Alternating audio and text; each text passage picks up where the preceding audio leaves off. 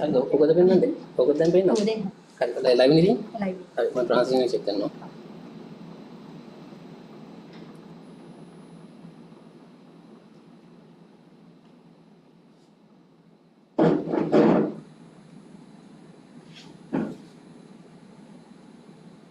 මොකද නැසෙ? දැන් ලයිව් එකනේ? දැන් ලයිව්. දැන්? නෑ. හරි. දැන් තියෙන්නේ බෑක්ඩ්‍රොප් එකේ. හරි. මම බෑක්ඩ්‍රොප් එකේ නේ? නෑ දැන් බෑක්ඩ්‍රොප් එක නෑ. දැන් ලයිව්. ඩිලේ එකකින් යන්නේ. හරි දැන් ලයිව් එකේ. හෙලෝ. නැත්තම් මෙහෙම කරත් අපි මේ වොයිස් ඕවර් එකක් ගහලා දෙන්න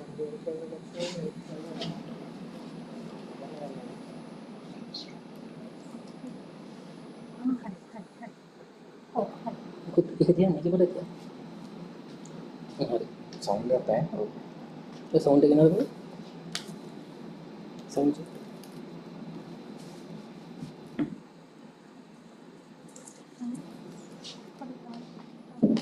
testing 1 testing 1 testing 1 hati no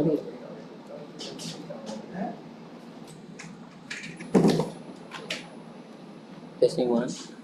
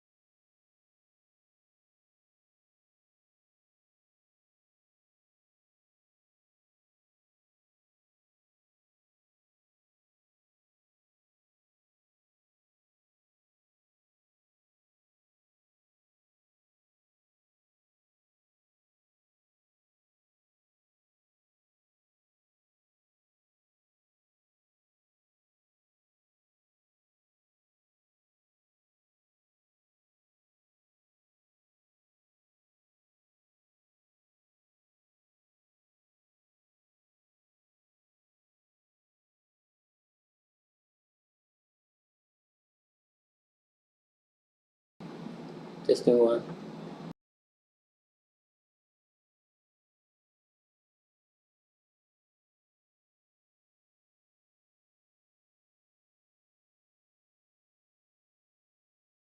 Testing one.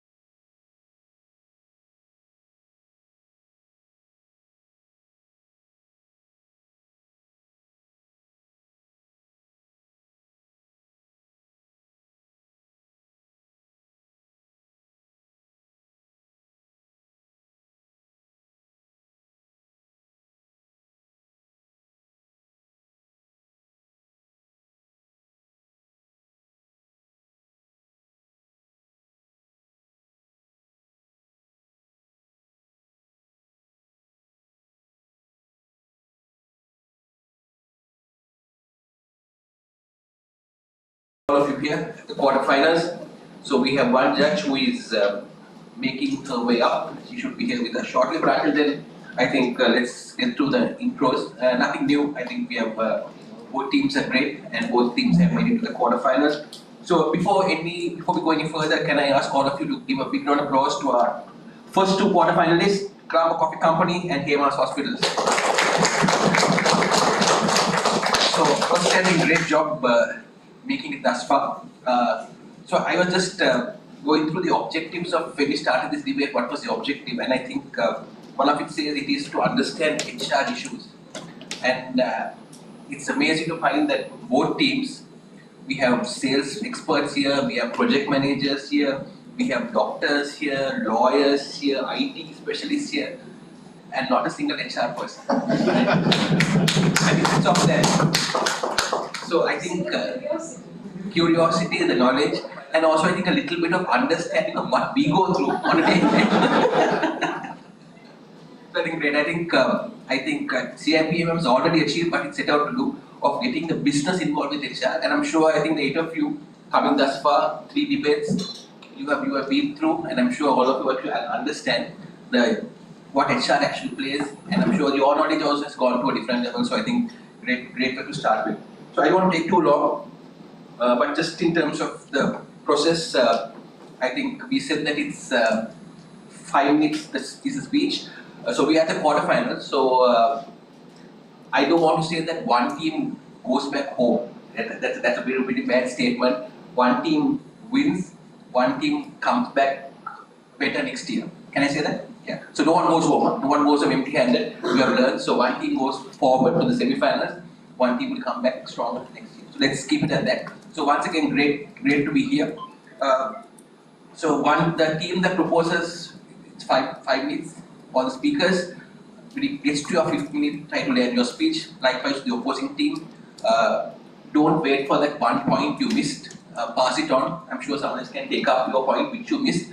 Don't have to finish it before the bell sort of goes on of the 6 minutes, because as you can see, we have a 5 panel member judge, so they'll be stricter than the first round. So don't it'll be unfortunate if you lose a few points on time. Right? So stick to the time. In case you can't finish it, that's okay, because I think good communication also has to be given at that specific time, right?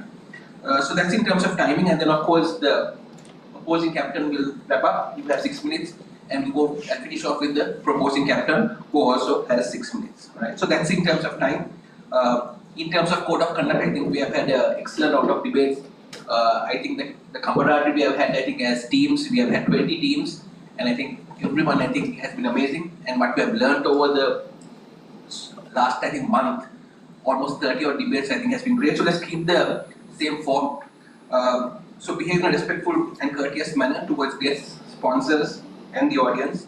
Abide by the laws of CIPM. Abide by the laws of the country. Don't make insulting comments, jokes, religion, race, or gender. Don't make any offensive remarks about each other's company. So today, I think all the examples you quote, Colombo Coffee Company and Hemas Hospitals, let's just leave those examples out. Yeah, just for today. Of course, after the debate, you can poke fun at each other, because it's an interesting topic. It's an interesting topic. So you can poke fun at each other, but for the debate, let's leave hospitals and Colombo Coffee Company out of the examples. Yeah. Also, I think don't use profane language. Crosstalk, try to avoid it. Let's have silence. I would also request the audience, in case you're going out, go during the break while the speaker is talking. Don't open the door and walk out. It distracts the speaker as well. The elections are over, so that's fine. And don't use any devices in terms of gathering your knowledge. I think in terms of books, papers, that's all fine.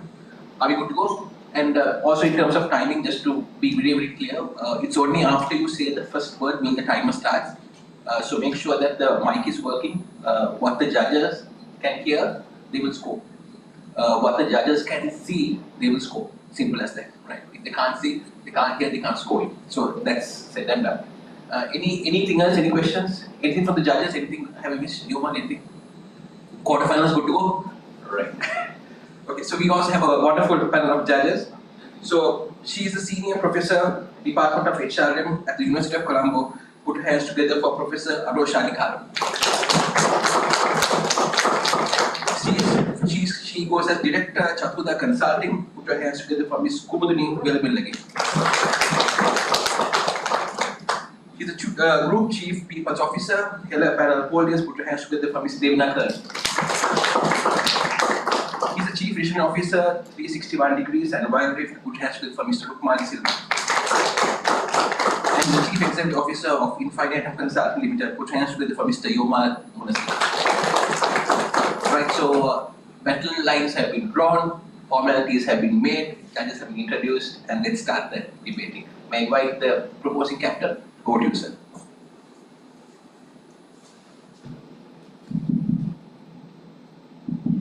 Check. Check.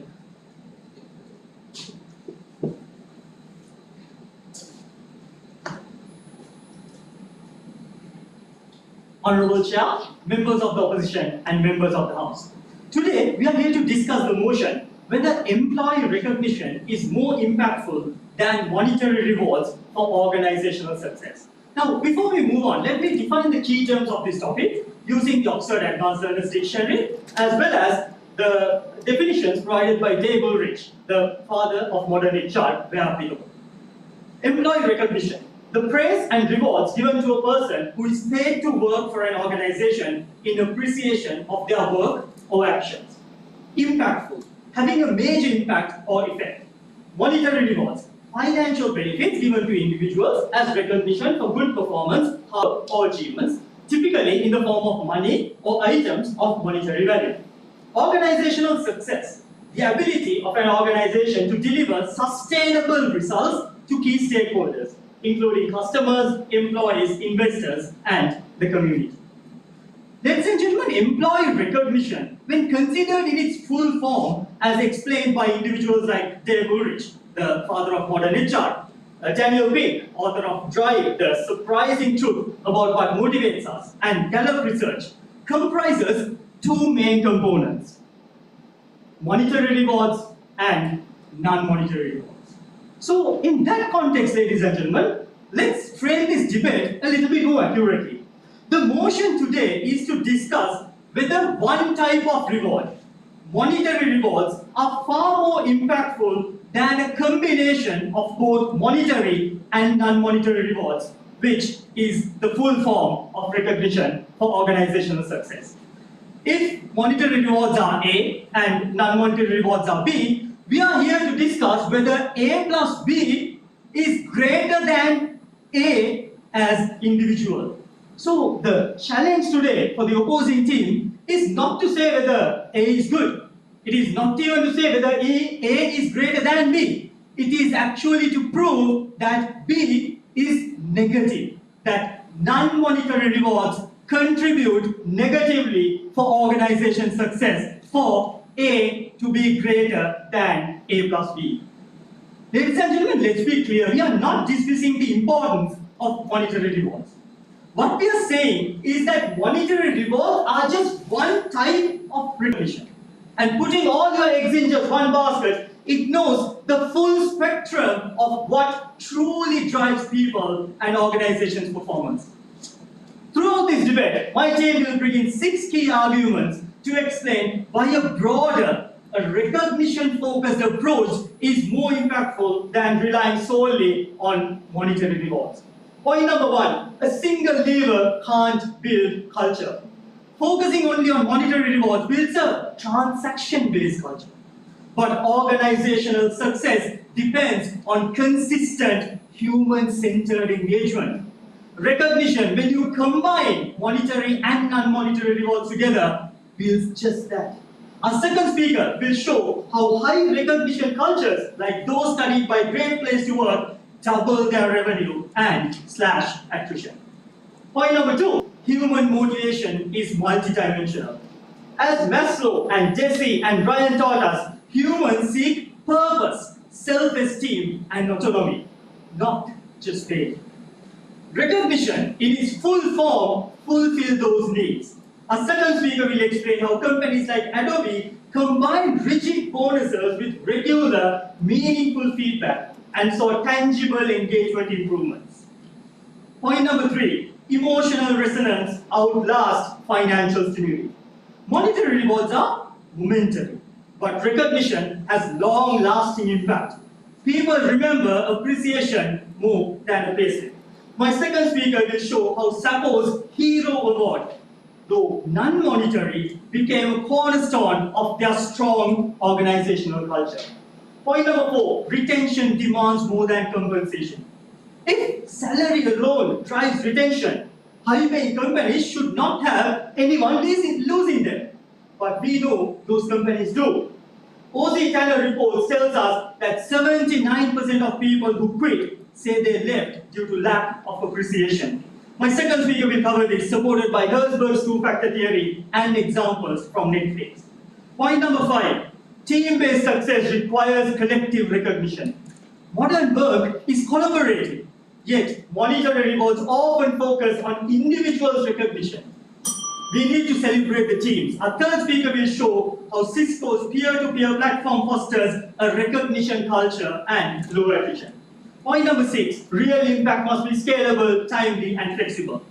Monetary rewards are slow, but success needs real-time recognition together. Our third speaker will show how Salesforce culture of instant appreciation, not just the year-end bonus, drives innovation and agility. In summary, ladies and gentlemen, recognition is a multi-tool, while monetary rewards are just one wrench in that toolbox.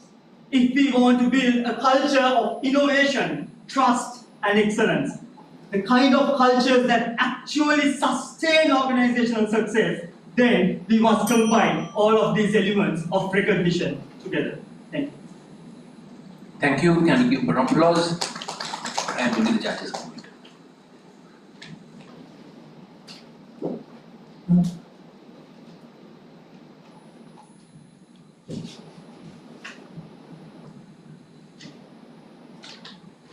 And by the captain of the opposing team.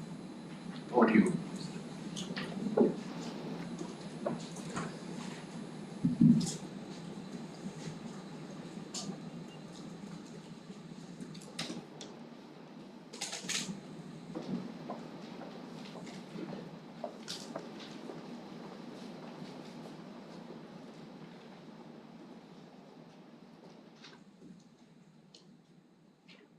You have put your head, your heart, and effort on the line to achieve your organization's success.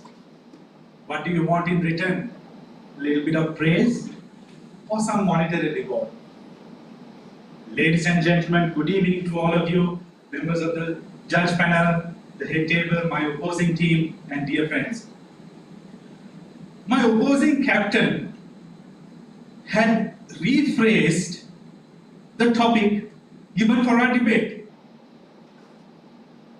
And I certainly disagree with their definition and their core case altogether, all because they have mistaken and redefined and misdirected this forum on the topic itself. Their topic is, let me remind them, employee recognition is more impactful than monetary rewards for organizational success, while the opposing topic for us is that employee monetary rewards are more impactful than recognition for organizational success. This is not A plus B is greater than B. This is something about A versus B. What is more impactful? So the core case from the beginning and the structure, everything is wrong. Ladies and gentlemen, let me define with the definitions that we have come up with. And I do agree with the Oxford Dictionary. It says that impact is a marked effect or influence on what? Organization's success, which is the ability of a company to meet its goals effectively and efficiently, maintaining profitability, retaining top talent, and adapting to the changing environments. This is how it is defined by R.L. Taft in his book, Organization Theory and Design. And let's go back to the opposing arguments. Monetary rewards versus employee recognition. What is a monetary reward? In Armstrong, in his Handbook of Human Resource Management Practices, states that monetary rewards are extrinsic motivators that directly fulfill the employee's material needs and are often linked to performance outcomes, thereby improving organizational efficiency and profitability. And what is recognition? Employee recognition is the act of publicly or privately acknowledging an individual or team's effort, behavior, or outcomes that support the organizational goals. Monetary rewards are given for achieving organizational goals, whilst employee recognition is given when you support the organizational goals. Now, our case is not A plus B is greater than B. In the same way they worded it, employee recognition plus monetary rewards is greater than monetary rewards. That's their argument, that's their co-argument, but which is totally wrong. We say that the monetary rewards are much more impactful, and let me share some facts on this. Harvard Business Review states that financial incentives, especially when tied to performance, are among the most effective ways to boost productivity and align individual effort with business goals. In McKinsey and Company's 2020 report, it states that a global survey revealed that financial incentives ranked highest amongst motivators for employees engaged in performance, especially in high-pressure and target-driven industries. Journal of Management studies said that monetary rewards have a significant and measurable impact on employee retention, motivation, and output, often overweighing non-financial forms of recognition. And Society for Human Resource Management publication stated, organizations that implement well-structured financial reward systems see up to 44% of improvement in their employee performances compared to companies solely relying on non-monetary recognitions. There you are. Global academia is very much in line with our case argument that monetary rewards are more impactful than recognition. Let's go to the theories, the psychology behind this. Everybody in the human resource industry knows the math. If you take also the two-factor theory of Hertzberg and Bloom's expectancy theory, which my second in line will expound furthermore, and my third speaker and fourth speaker in line will evaluate the co-arguments of the proposing case and definitely going to break every argument that they have proposed so far.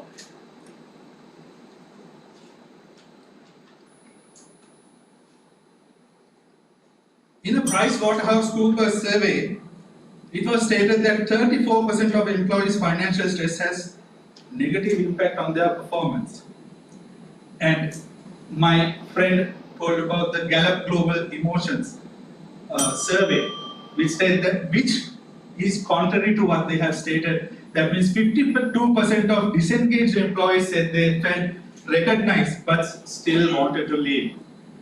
And without any monetary support is like giving a standing ovation to the performers but not paying them at all. What motivates you? Praise or money? Thank you. We can keep it on further. Let the judges moment.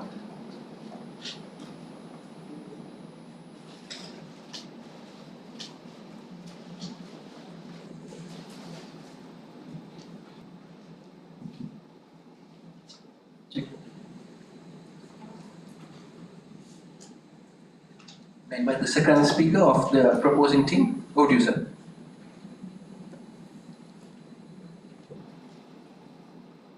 Honorable Chair, judges, and my respected opposition. Today, I wish to build upon the case made by my first speaker that while monetary reward certainly have a place, they are just one tool in the broader spectrum of recognition, and to overly rely on that is to limit our capacity for true sustainable organizational success. Let's start with my first point. A single lever cannot build a culture. An organization success is not a sprint to hit quarterly target. It is a marathon of continuous performance, loyalty, and innovation. And for that, you need a strong recognition-rich culture. Monetary rewards are transactional. They say, you hit the target, here's your bonus. But the recognition, it is in full form. It's transformational. It says, I see you, I value you, you matter here. This distinction is vital along with the monetary reward. In fact, Great Place to Work's research shows that in high-touch culture, that employees feel recognized. Companies outperform competitors by 2 times in growth, in revenue growth, and have 50% lower turnover. So if you are still thinking handing out bonus builds culture, that is like thinking buying someone flowers once a year replaces showing up them daily. Nice gesture, but not a real relationship. My point number 2. Human motivation is multidimensional. Let's talk psychology. Maslow's hierarchy of needs shows that as once people's basic needs like salary are met, they strive for esteem, belonging, and self-actualization. And Daisy's and Ryan's self-determination theory further this, people are most motivated when their needs, autonomy, competence, and relatedness are fulfilled. A payslip does none of these, but regular thoughtful recognition, that's a triple threat.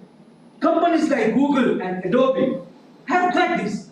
Google's famous G-Thanks program lets employers recognize one another for meaningful contribution. There's no money involved, just a shared sense of value. And guess what? Google consistently ranks in the top 5 of best place to work globally. Let's put this simply. If you think a 20,000 rupee bonus will motivate someone to lead a late night meeting, crisis meeting, or inspire a creative breakthrough, that is like thinking you can drive a plant to grow faster by giving only water, no fertilizer, no air, or no sunlight. My point number 3. Emotional resonance outlasts financial stimuli. Monetary rewards fade. That's bonus you received last year. You probably forgot the amount, but the email you received from the manager recognizing it, saying that thanking actually you to go in that extra mile. That screenshot, you would have kept it with you. That is emotional resonance.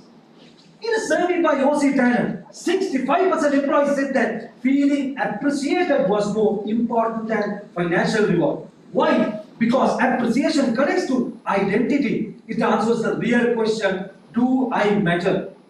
That's why companies like Zappos invested heavily in peer recognition, not just performance bonuses.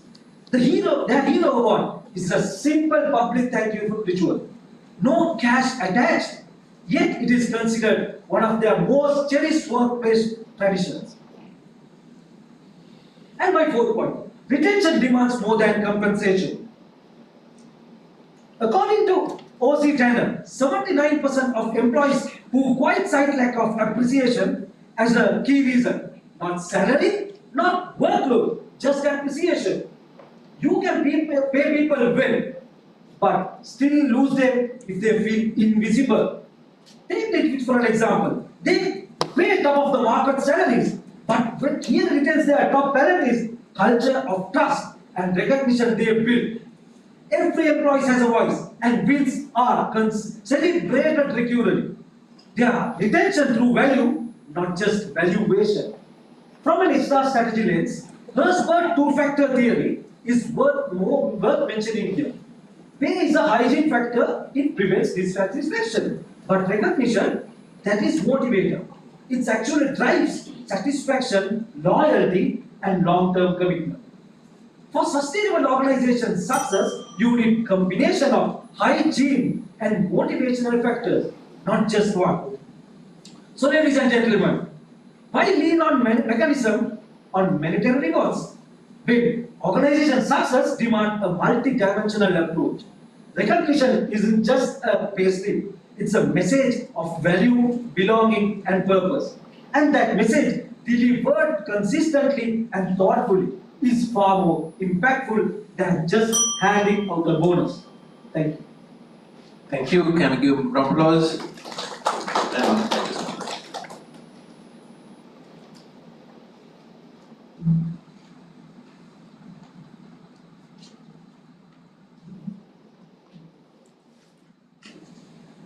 And we're the second speaker of the opposing team.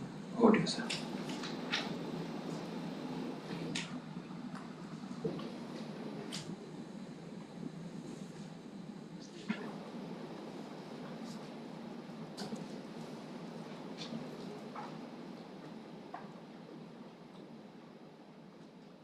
money turns ideas into action. You give your team the task of coming up with ideas to turn your organization into a successful one. They will come up with stunning ideas, which they know for a fact will be recognized. But if you tell them to put it into action, they will want to know one thing. What is in it for me? That is where, my friends, rewards come into play. Let me reiterate the topic for the day. Employee monetary rewards are more impactful than recognition for organizational success. Nothing talking about a combination of recognition and rewards. Esteemed panel of judges, ladies and gentlemen, my opponent's speech was like a Friday corporate newsletter. Uplifting, polished, and completely detached from Monday morning realities, my friends. Successful organizations recognize and motivate staff. But at one point, the staff might not retain with the organization if the organization is unable to support the living standards of this employee. So money matters. What is organizational success? Organizational success will vary from organization to organization, from industry to industry. Some organizations will focus on profit. The objective will be to generate profit, market share, market disruptions, or even retention of red roles, key employees. Just to bring a few examples into the picture, Siemens, HubSpot, then Google, Adobe, Infosys, Southwest Airlines, and General Motors. This is proof, my dear friends, they have a good culture. All these companies have a good culture, recognizing staff. But when it comes to actual success, these companies had to resort to annual bonuses, stock options, incentives, and other forms, which are nothing but monetary rewards.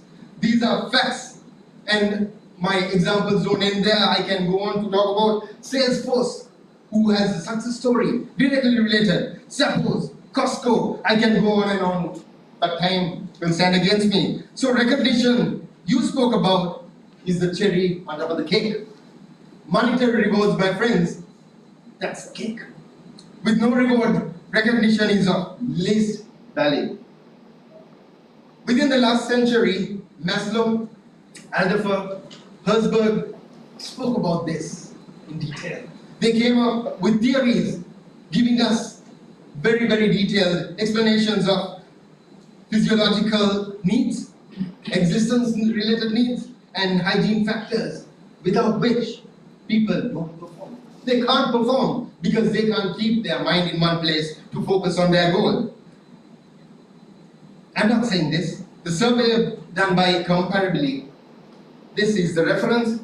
Approximately 73% of employees prefer a raise over a title promotion without a salary increment. Obviously. Recognition builds culture, you said. Yes. But so do Christmas parties and New Year festivals. Does it lead to KPI achievements?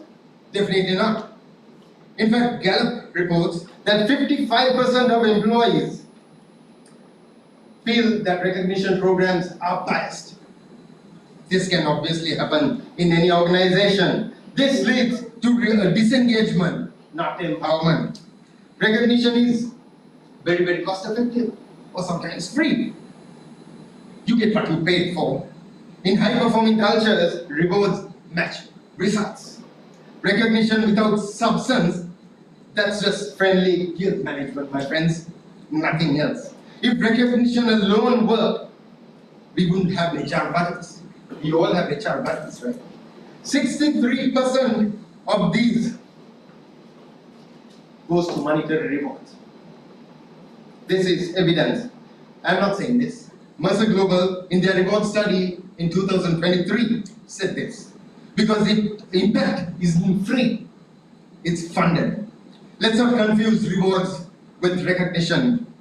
If an organization wants to look good in their stakeholders' eyes, they will recognize people.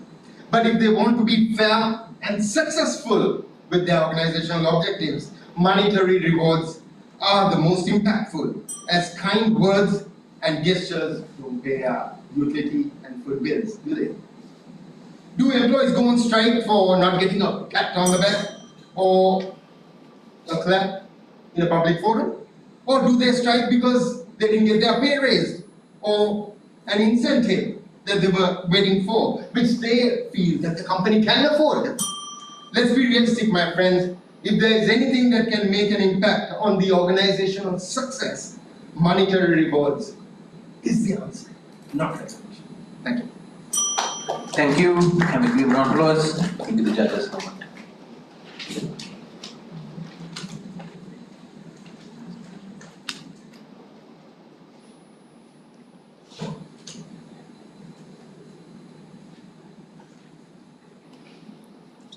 May I invite the third speaker of the proposing team? Over to you, madam.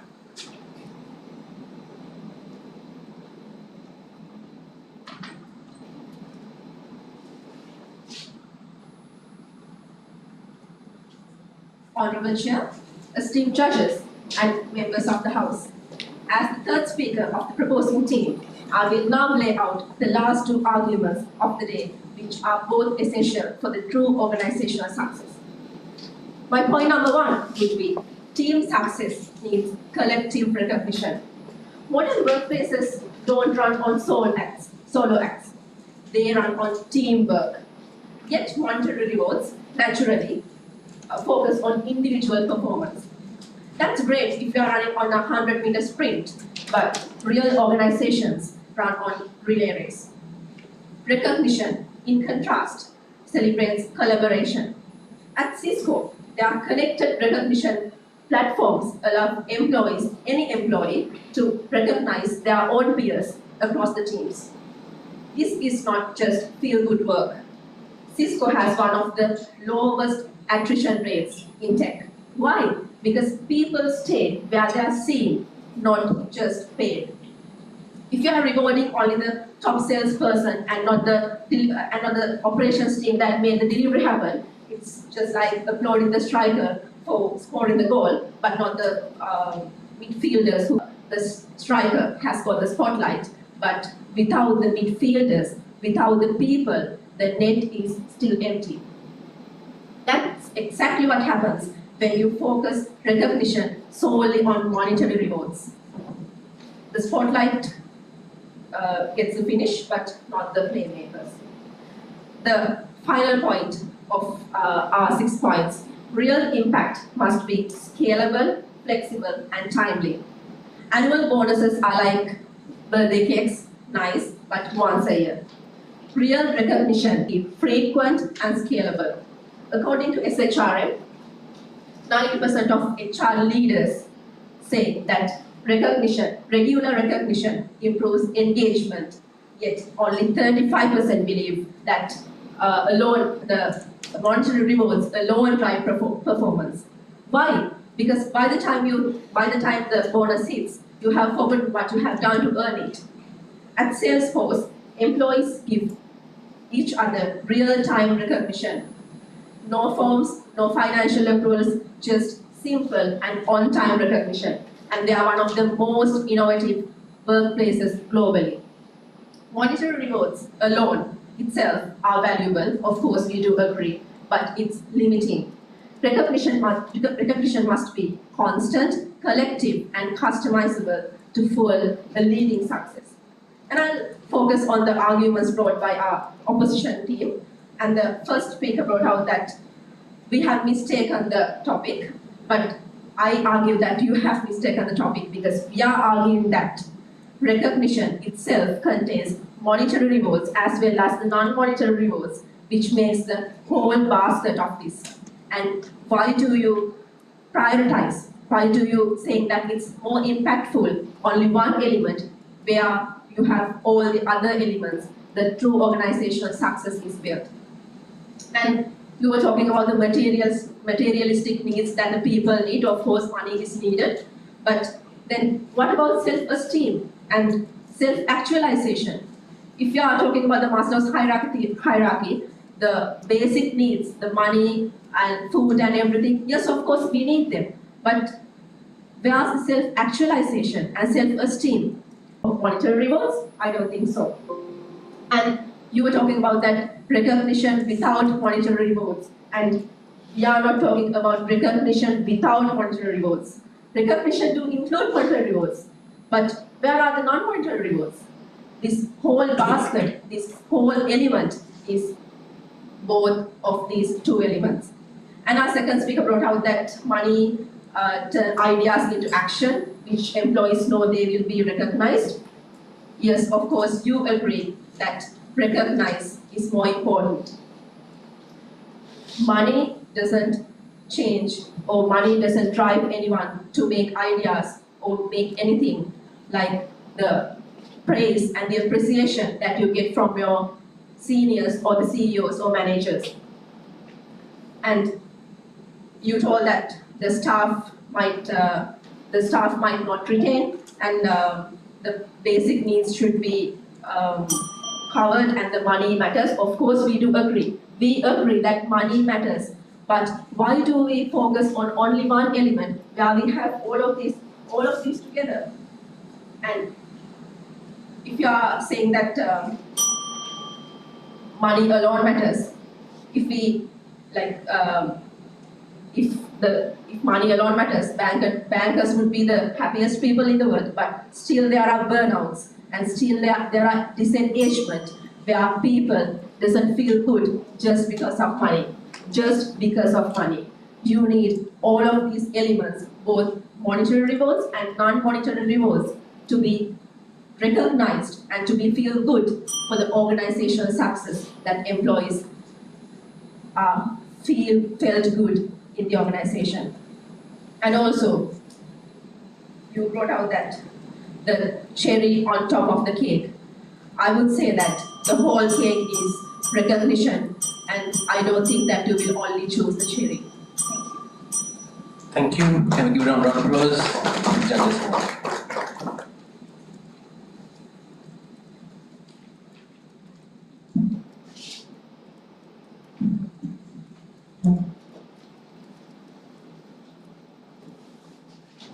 May I invite the third speaker of the opposing team? Over to you, sir.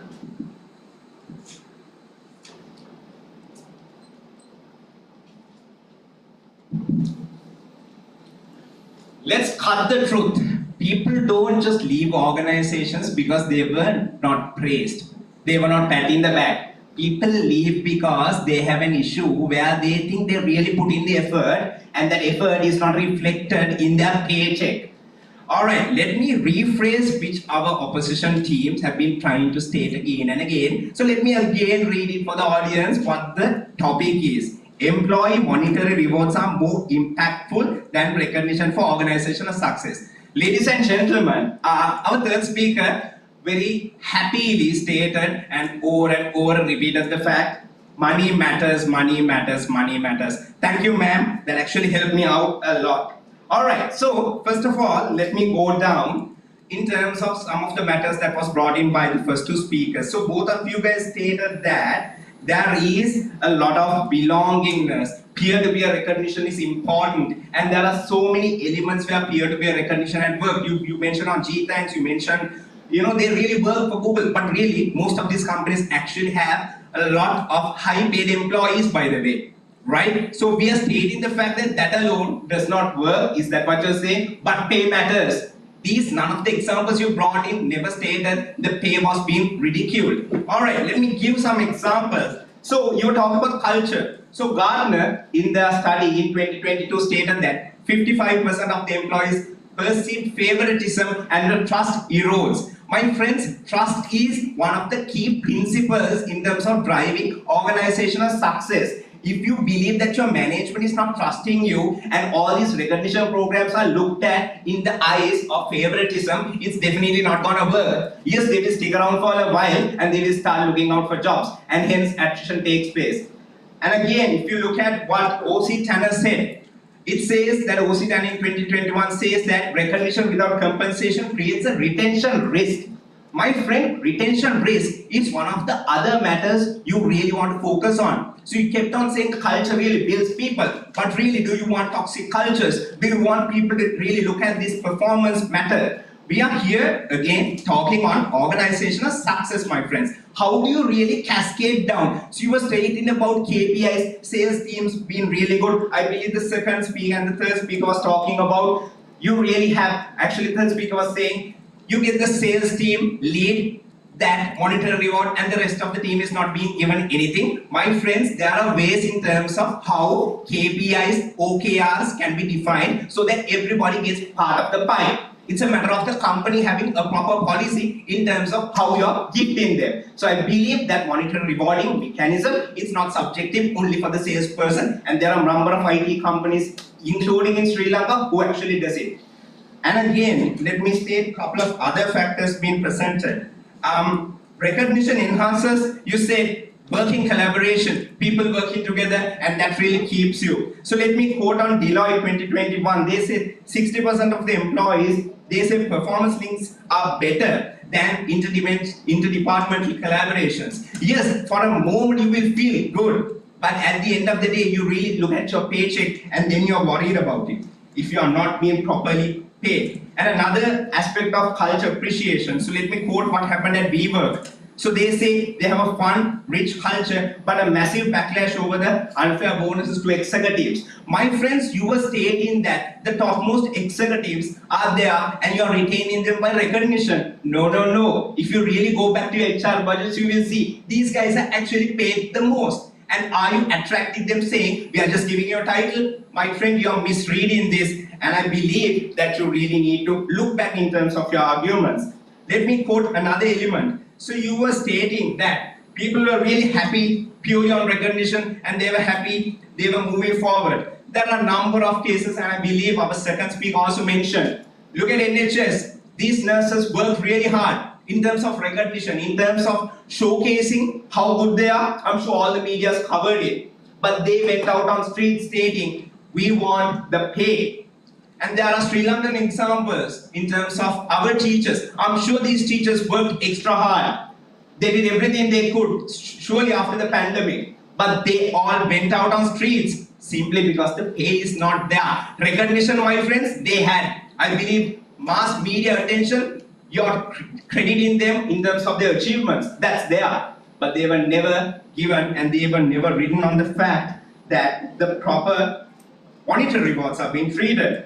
Let me give you another example. So you said recognition boosts loyalty, but then again, there are a number of instances where loyalty was not met and people actually left, irrespective of loyalty being there. So let me quote some other aspects of this particular instance. Now, we believe that everything we do and everything we see, let's be very clear on this. We know that recognition is nice, but at the end of the day, monetary rewards matter. That's exactly what we need. And at the end of the day, if that's what it takes, if recognition is all it takes, all we need in HR is not a payroll. We just need a cheerleading squad saying, thank you very much. Thanks a lot, ladies and gentlemen. Thank you. Thank you. Can we give a round of applause? We will judge this moment.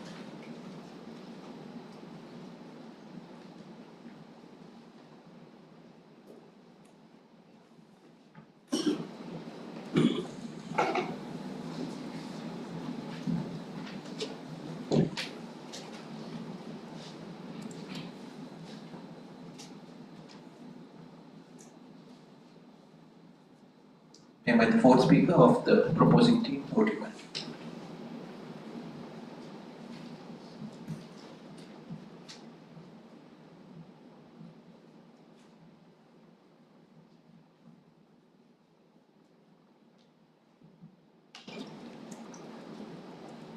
Honorable judges, esteemed opponents, and members of the House.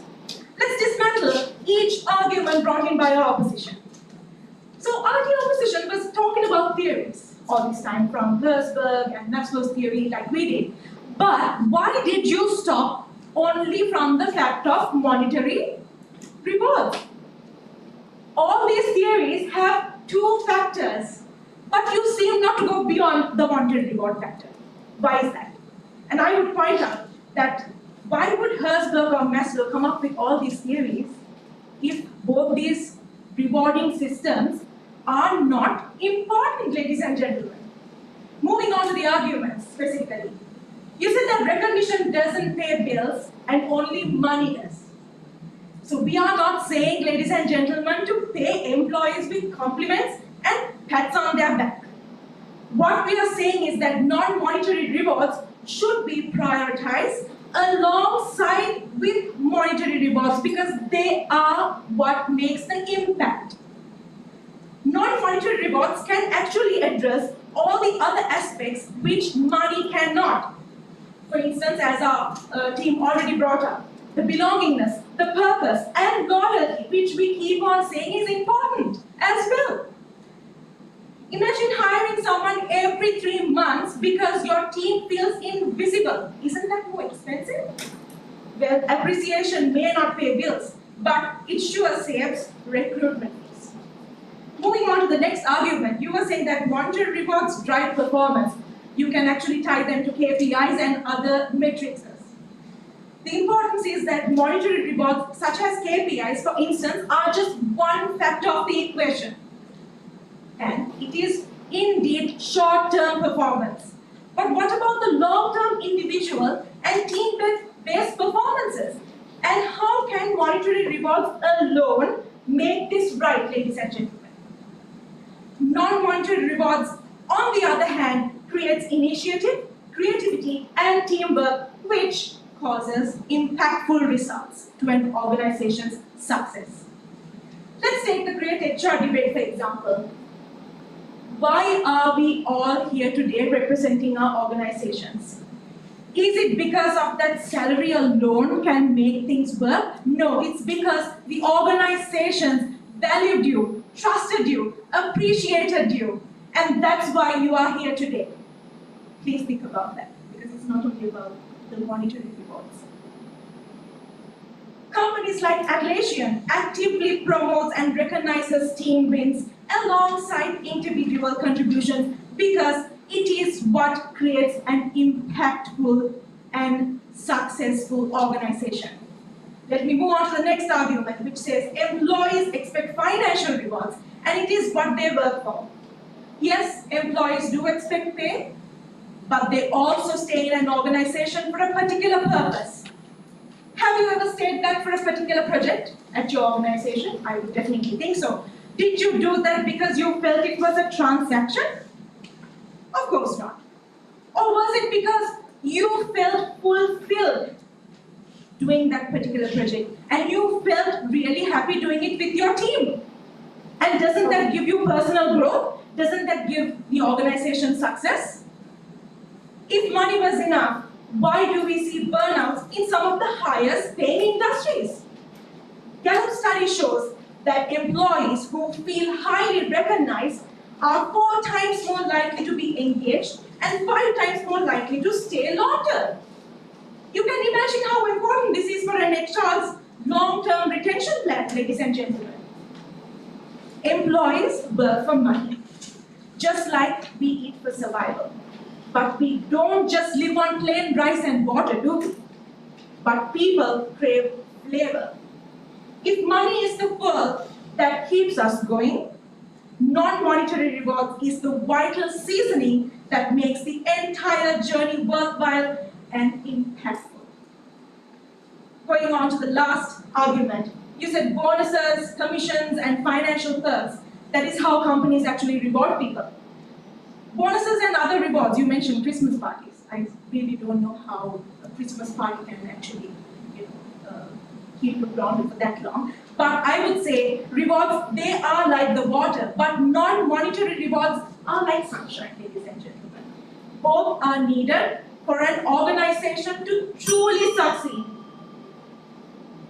So survey by O.C. Tanner mentioned that the second speaker shows that 65% of employees said that feeling appreciated was more important than financial reward, saying that we have laid a solid ground for our argument as the proposing team, and we firmly believe on the motion today. Thank you. Thank you. Can we give a round of applause? And we give the judges a moment.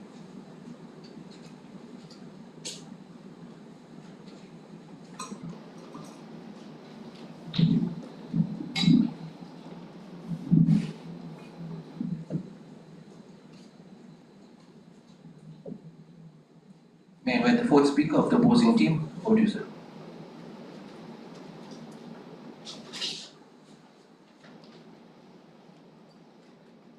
Very briefly, ladies and gentlemen, I thought I was coming here for a debate, but apparently not. When I heard the first speaker, the dear captain of the opposition team, I thought, okay, they must be mistaken on the topic. Then I heard the second, the third, the fourth, then I realized, okay, these guys are going on the fact that if you can't beat them, join them. They've been arguing on our behalf, intentionally misleading our honored panel of judges. Let me rephrase the topic. Employee monetary rewards are more impactful than recognition for organizational success. So, maybe you've mistaken the topic and you came out and blurted out some speeches that you practice from ChatGPT, but a debate is where you think on your feet and then you adjust and adapt accordingly.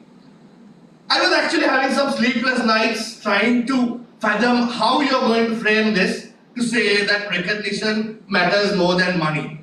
Actually, I almost didn't make it for this debate. I was mercilessly assaulted today when I tried to pay my rent with my Best Employee of the Month certificate. Then I woke up from that horrible dream and I realized if we let our opponents dictate HR policy, this could be an actual day in my life. Ladies and gentlemen, our fourth speaker was talking about Herzberg, Maslow, nice theories. This is a bit lopsided like your logic. And like you say, you can iron a nice suit but not flawed logic. Well dressed but poorly reasoned. So, ladies and gentlemen, let me get back to Herzberg and Maslow. According to the topic given to us, not what you were trying to dictate and mislead the panel, there's physiological needs, safety needs, then only esteem and self-actualization. And you saw it was raining cats and dogs outside. Maslow had heard that you guys were trying to propose that hygiene is not needed, and his grave was struck by lightning. I heard the remains walked away in shame. But then I realized you guys were mistaken about the topic and you were proposing the argument on our behalf.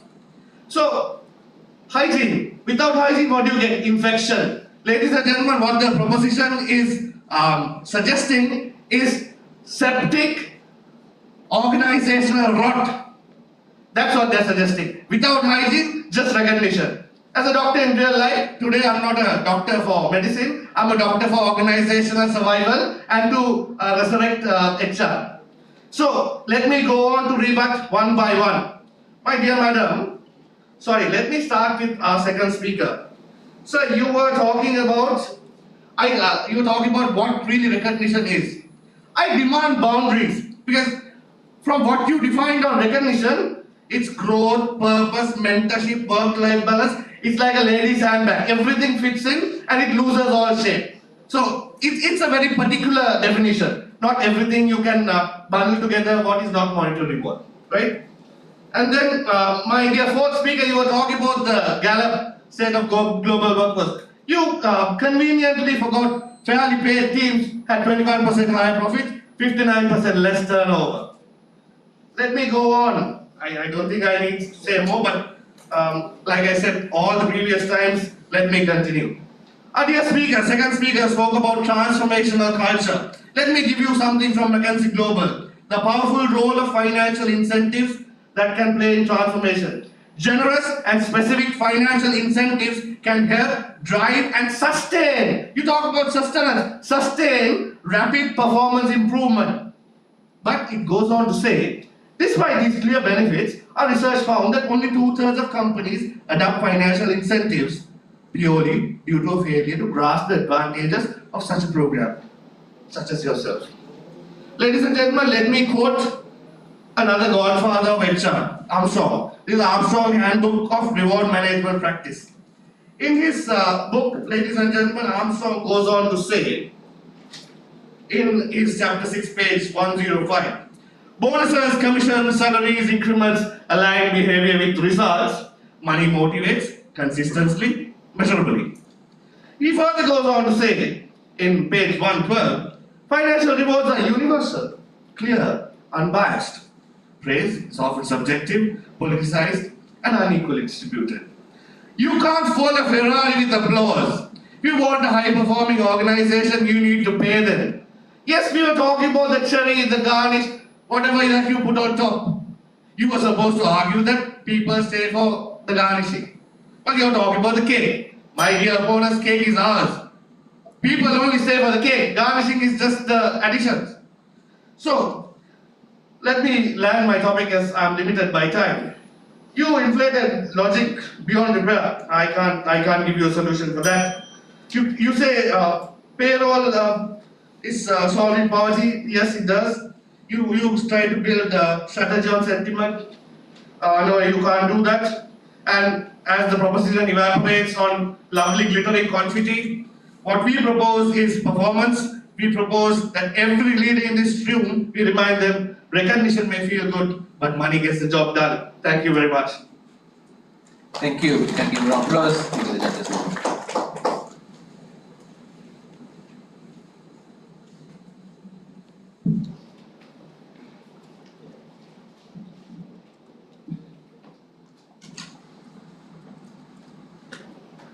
Right, we'll summarize the debate and may invite the opposing captain to summarize, and you can have 6 minutes. Over to you, sir.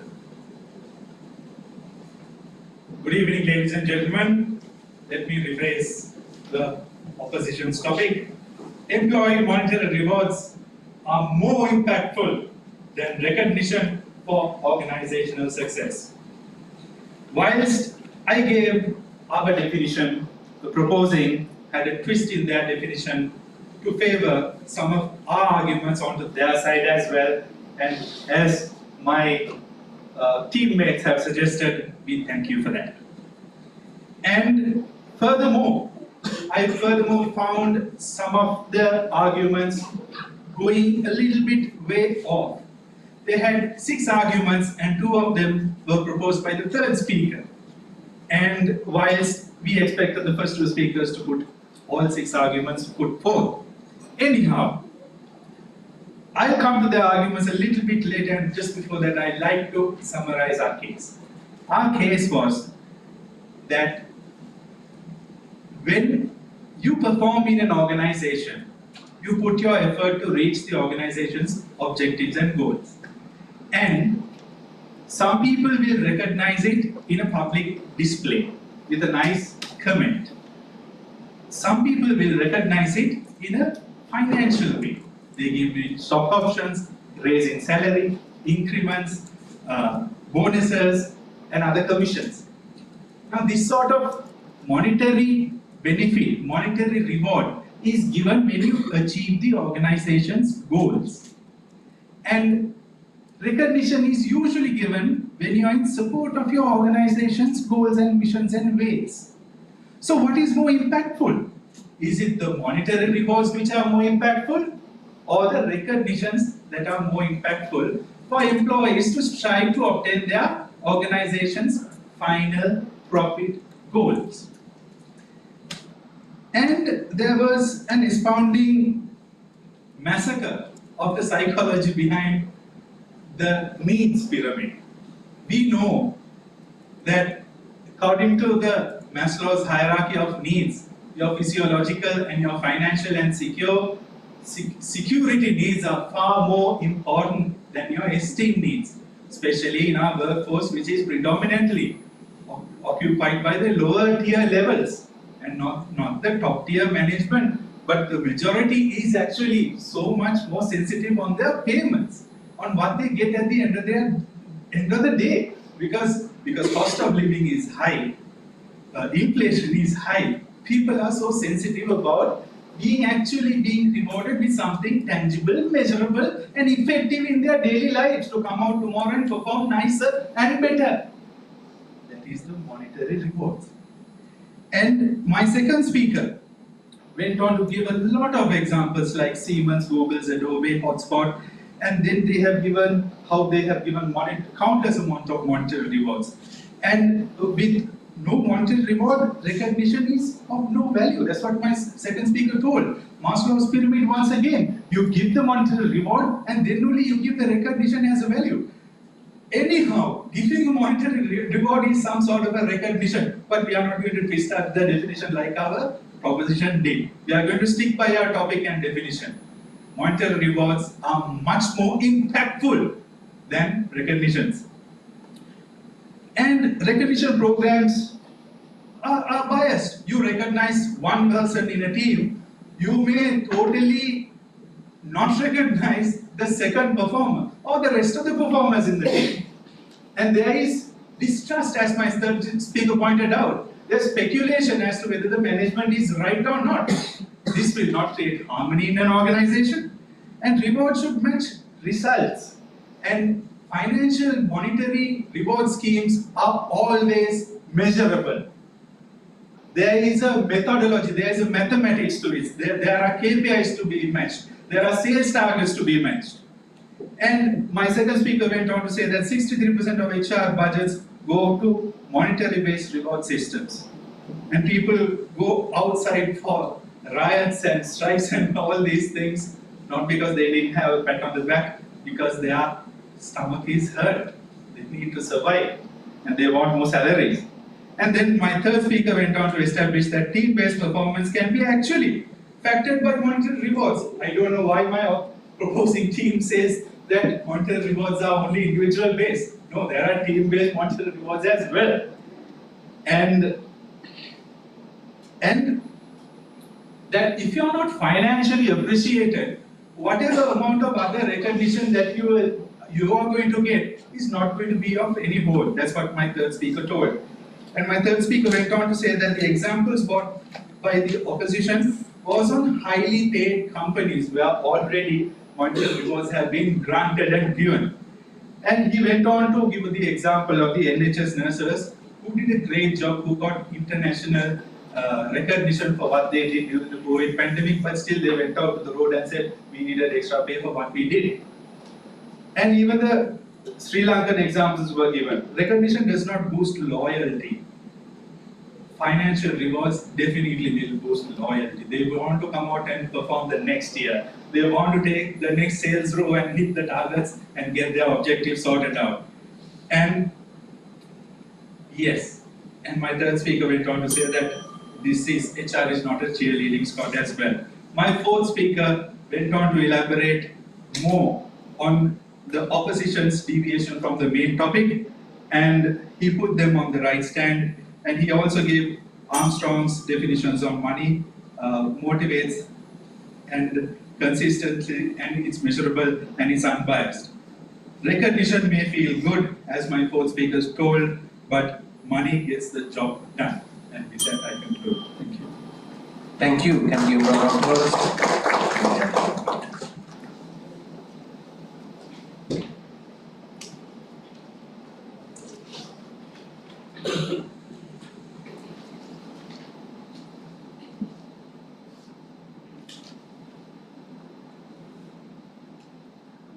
We'll summarize the debate on the proposing side and may invite the captain to summarize, and your time is 6 minutes. Over to you.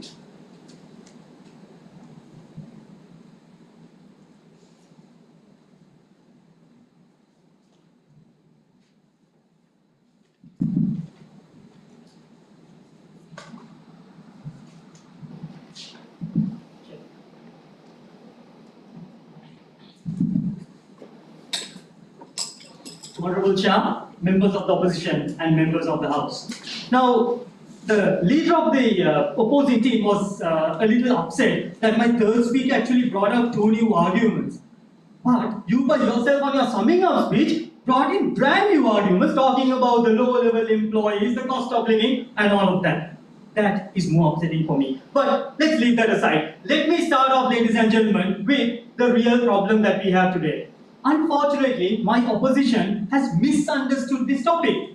Ladies and gentlemen, we are not discussing about A versus B. We are talking about A plus B versus B. Now, just because you understood the topic or you wanted to define the term employee recognition in a very narrow way, doesn't mean we have to do the same. We came up with the sources on how we define this topic. And for your fact, the topic today is not that appraising is more impactful, or not even that non-monetary rewards are more impactful than monetary rewards.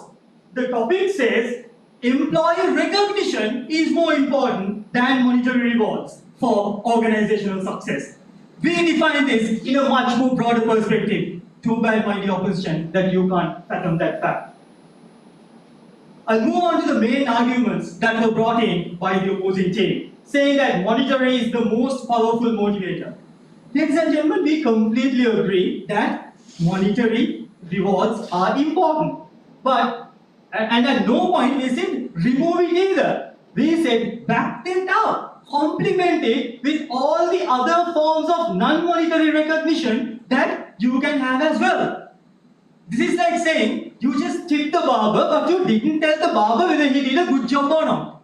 So the barber is now wondering whether I did a good job or not. You tipped it, that's fine. Then there was a lot of conversation about retention and why it's the monetary rewards that keep the employees. And they took the irony out of us saying, we talked about Google and Microsoft, all are high-paid jobs. If that's the case, and if what you're suggesting is true, then anyone at Microsoft, anyone at Google should have never left that organization. Now, why did Satya Nadella leave Google? Not because of the money issues. She was paid very well, but she needed something more in order to develop herself. She was looking at self-esteem. The third speaker brought out the example of Zappos, saying that they have an amazing culture and they pay extremely well. Ladies and gentlemen, we brought in the argument, or we brought out the example of how Zappos by themselves have the Hero Award, a cornerstone in their organization, with zero monetary incentive. There was a lot of conversation about the Maslow's theory of needs hierarchy, saying that we are lopsided. Let me show this again. My dear opposition, you're only talking about the base here. Why not touch on the others? Why not? Are we lopsided or are you lopsided? You're just looking at one part of this entire theory. Talked about Herzberg's two-factor theory. Ladies and gentlemen, we clearly said that people, for them to perform, to be motivated and perform for organizational success, you need both the hygiene and the motivating factors, not just one factor. That's what we talked about. There was a lot of conversation about the Christmas parties, the New Year parties. Are you suggesting that the companies pay you money or something monetary instead of the Christmas parties and the New Year parties? Or is that what are we suggesting? No, ladies and gentlemen, that's not the case. Those are also needed to keep the employees motivated. The third speaker went on to talk about how money matters, how my third speaker said money matters, money matters, money matters. Clearly, you have misunderstood the part. What we said was only money matters cannot be considered as the case today.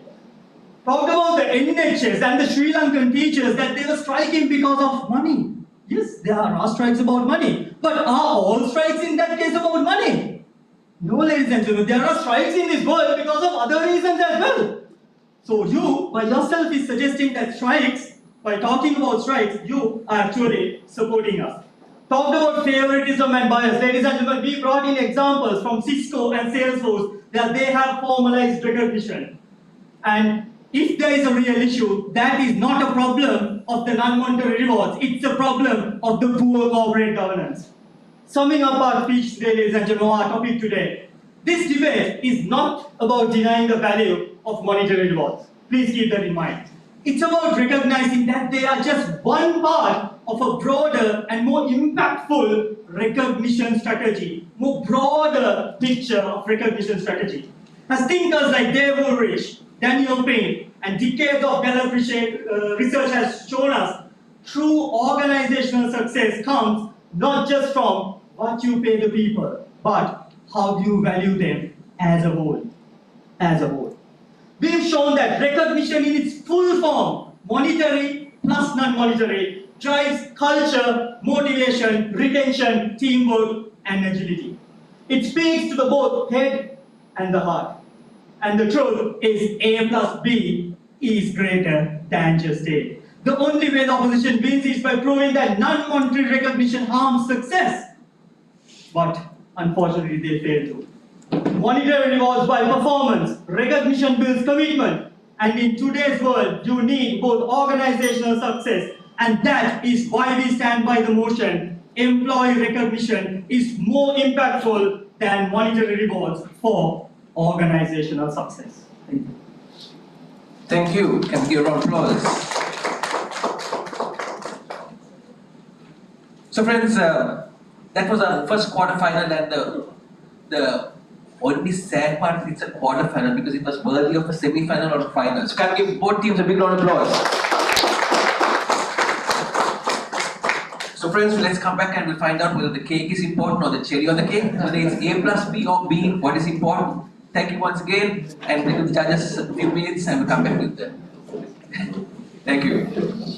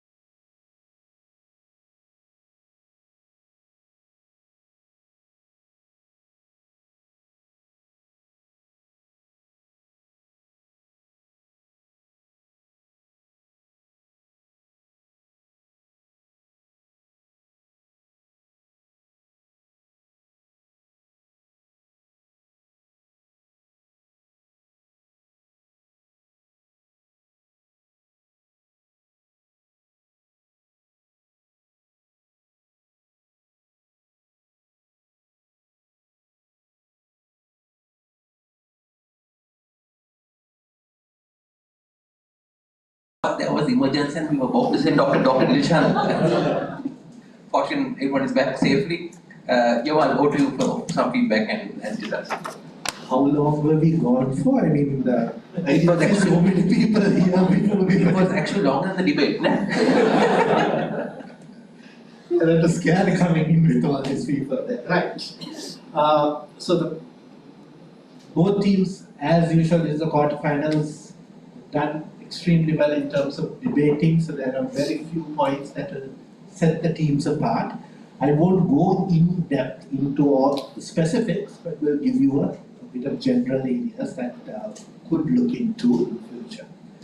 The first bit of the feedback, I was wondering whether I should look forward and give the feedback or look back and give the feedback, because apparently the HR experts are behind me and not in front of me. That is on the definitions.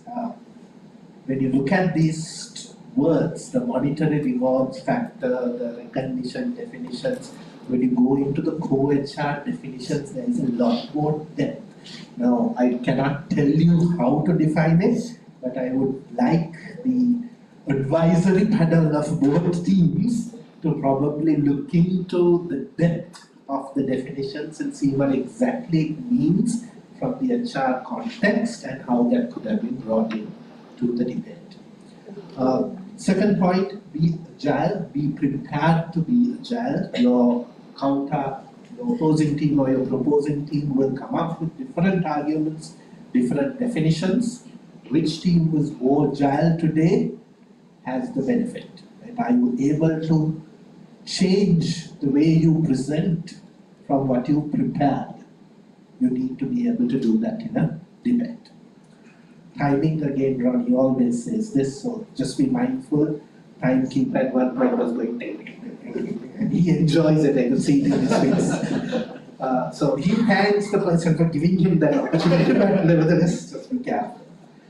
Examples that you use, also be a little careful. Sometimes the opposition can run away with those examples. Today it didn't happen, but it could have. Just be mindful. In terms of the entire argument and the research, now Maslow's, Herzberg, everybody knows it. I think you have mentioned Daniel Pink, for example. Right? If you go into some of these modern examples, if you go in depth into this, now if you go into the Daniel Pink example, there is research from Harvard, there's research from London School of Economics, there's research from the Indian Business School, covering the entire globe on monetary, non-monetary rewards, how it works, with examples and what it means. Where does monetary rewards work? Where does monetary rewards, doesn't it work? How does it support? There's a lot of research in those areas. Would be nice if you could go into that as well. Because I think from a learning perspective, Maslow's, Herzberg, you heard it a million times, you heard it in, we've learned it in degrees as well, but there is new research that we can actually go into. Try and explore those as well.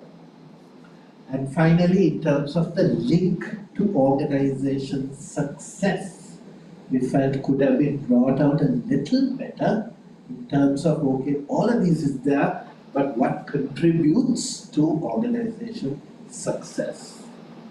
The team that brings that argument best then gets the final notch. Now, today is a tough day because we've got two teams, two fantastic teams, like Ronnie said, worthy of a semi-final or a final, but one team doesn't go home, no one goes home. One team is the winner, the other team, I will let Ronnie explain it since he opened that can of worms. Right, so the winner of today's debate, variance doesn't matter anymore. Hence, the winner is, again no drum roll, moving to the semi-finals. Winner of today's debate is Hemas Hospitals. Give them a round of applause. Right, back to you. Thank you. So thank you, and I think a big round of applause to our judges for a wonderful for the feedback and the addition. Can we give an applause for them? A big round of applause for Colombo Coffee Company, first time debating and amazing. Thank you so much. And another team coming for the first time, Hemas Hospitals, you moved to the semi-finals. A big round of applause to them as well. Wonderful. So I believe if the first quarterfinals was this hot, let's increase the AC. I think next one is going to get hotter. Yeah. Right. Also, big round of applause for CIPM. Thank you so much for putting this together. We'll give them a few minutes to reset, and we'll come back with the next two teams. Amazing first quarterfinals.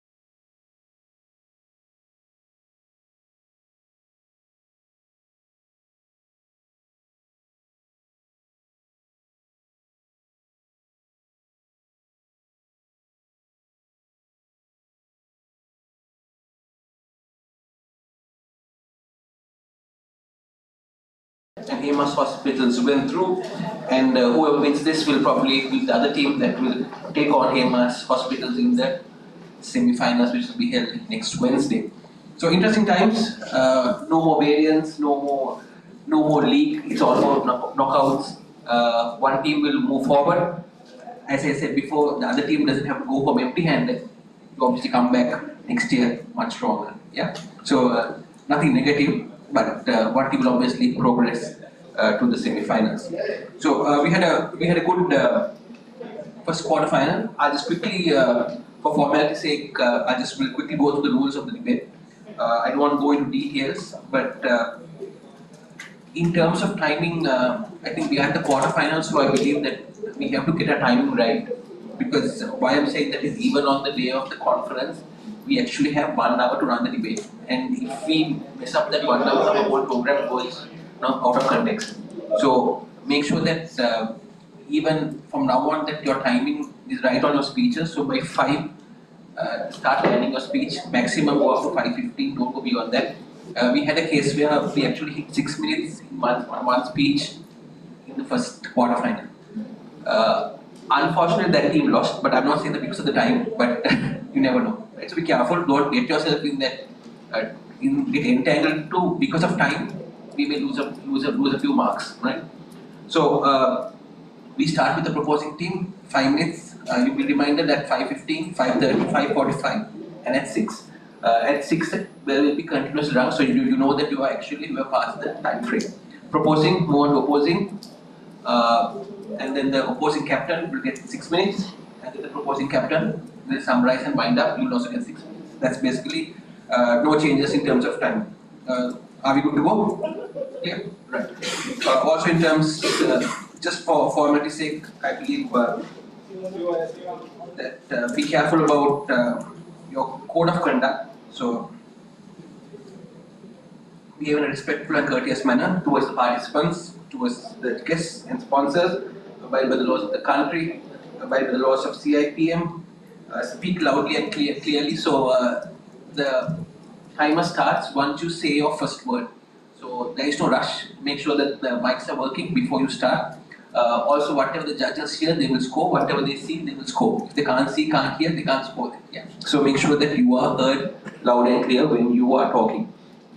Don't make any insulting comments or jokes about a person's culture, race, religion, gender, or sexual orientation. Don't make any offensive remarks about these two organizations. So 2 big companies. We have CDB, who were previous winners, I believe. Yeah.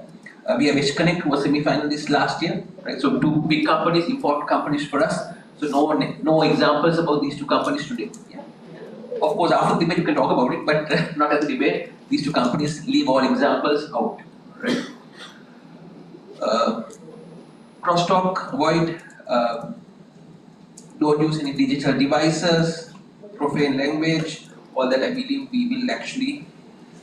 We have left it at the door. Any questions before we start? Good? Right. So I think the rules have been set. I'll just quickly introduce the judges. We have our same panel of judges. She is the Senior Professor of Department of HRM of the University of Colombo. Put your hands together for Professor Arosha Alikara. She is the Director for Chatuda Consulting. Put your hands together for Ms. Kumuduni Gwelmillage. She is the Group Chief People's Officer of Heller Apparel Holdings. Put your hands together for Ms. Devina Kern. He is the Chief Visionary Officer of 361 Degrees and Wildlife. Put your hands together for Ms. Rukmali Silva. And of course, he is the Chief Executive Officer of Infina Item Consulting Limited. Put your hands together for Mr. Yumal Munasi. Right, so battle lines have been drawn. This is the second quarter final. First one, still those words are in my head. Yeah. Right, we move on to the second one, and I invite the proposing captain to start. Over to you, sir.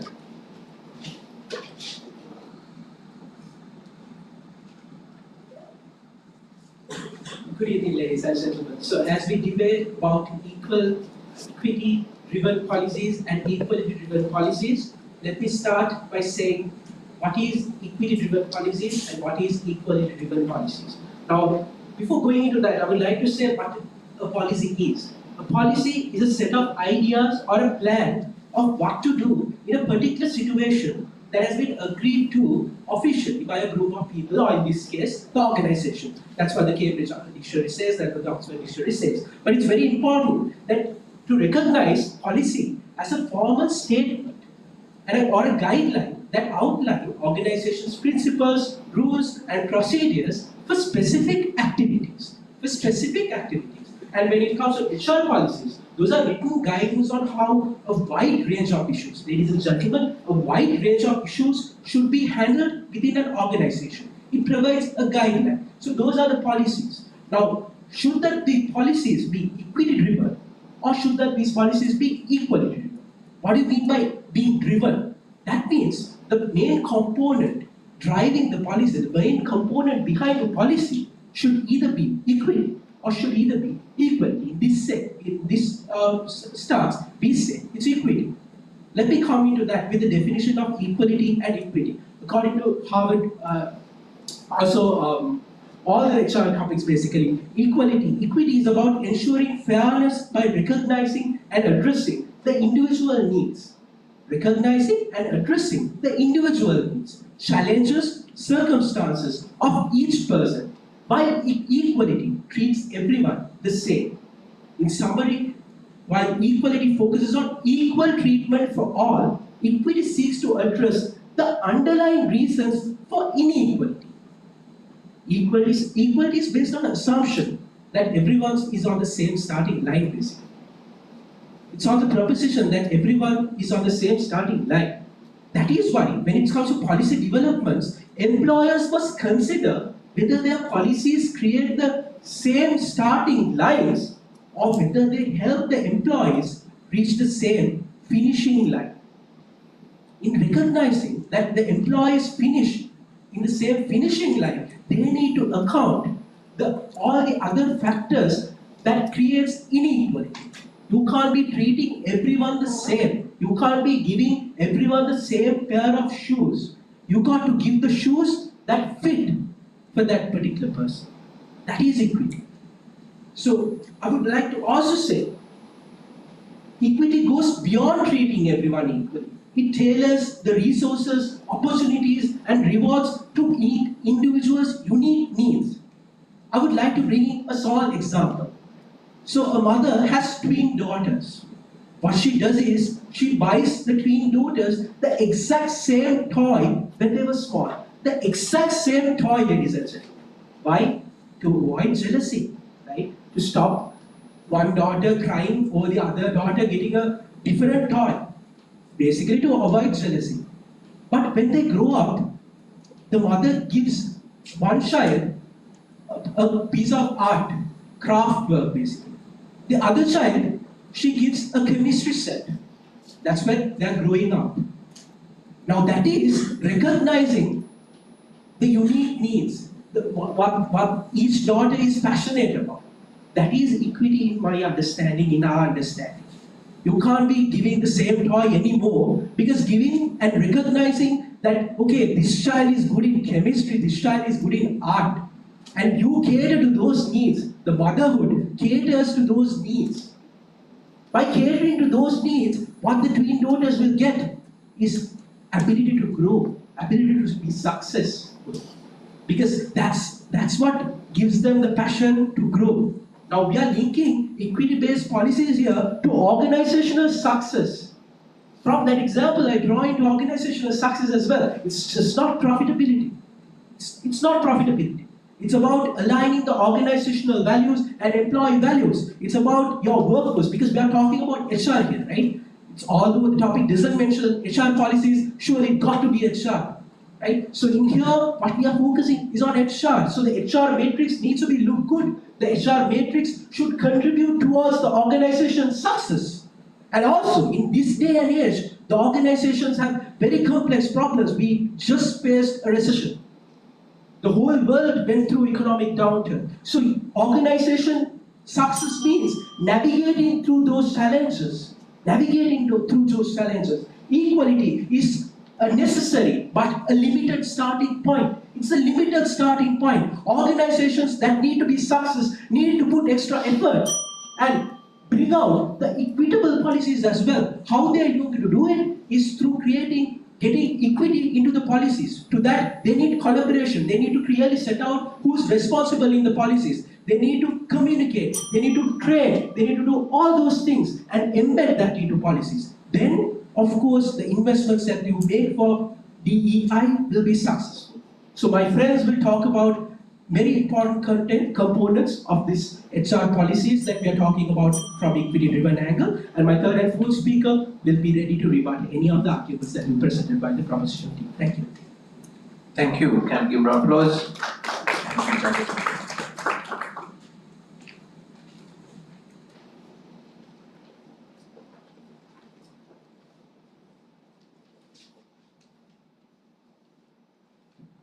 Madam, the captain of the opposing team. Over to you, madam.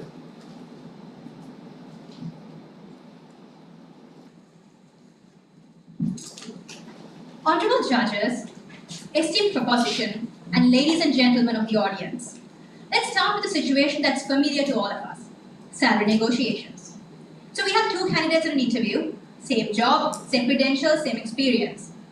A compensation policy driven by equality would say, same pay for same work. A compensation policy driven by equity would say, oh no, one of them is a struggling single mother. Let's adjust the pay to better adapt her situation. Now, is that compassionate, ladies and gentlemen? 100%. But here's the question. How do you turn that compassion into an organization-wide written formal compensation policy? That's what we're trying to highlight tonight. Because if you write a policy that says, oh, we're going to adjust pay depending on individual circumstances, who decides what circumstances count? Where do you draw the line? How do you stop resentment, confusion, even lawsuits? Again, that's what we are highlighting tonight. If your goal is organizational success, as our topic dictates tonight, we need to think of the organization as a whole. What drives organizational success?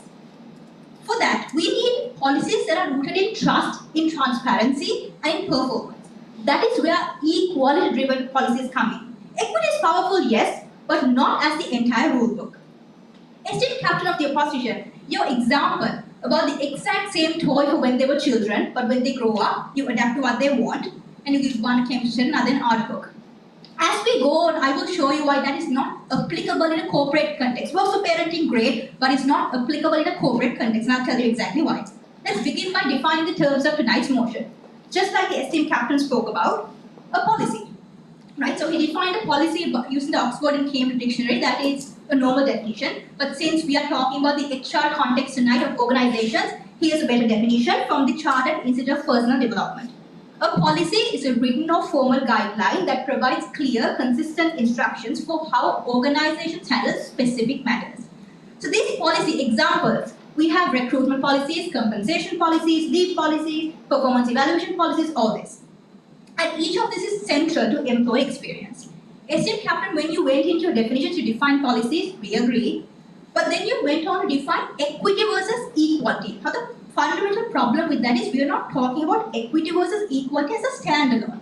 Tonight we're debating equity-driven policies and equality-driven policies. So for that context, equality-driven policies is, for example, if I take a compensation policy, equal treatment, equal pay for equal work. If it's a promotion policy, standard promotion criteria, things like that. So if I take an equity-driven policy, in the context of our debate tonight, if it's a compensation policy, we're talking about adjusting pay depending on the circumstance. Or if it's, let's say, working hours, it's adjusting working hours for caregivers, things like that. And what we mean by organizational success.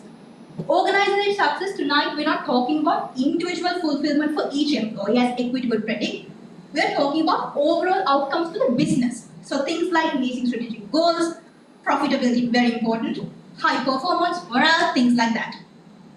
And that is why, based on all of these definitions, our stance tonight is that core organizational policies, things like compensation, things like hiring, recruitment, promotion, all of that needs to be driven by equality. The reason being equality can be measured and it's not subjective.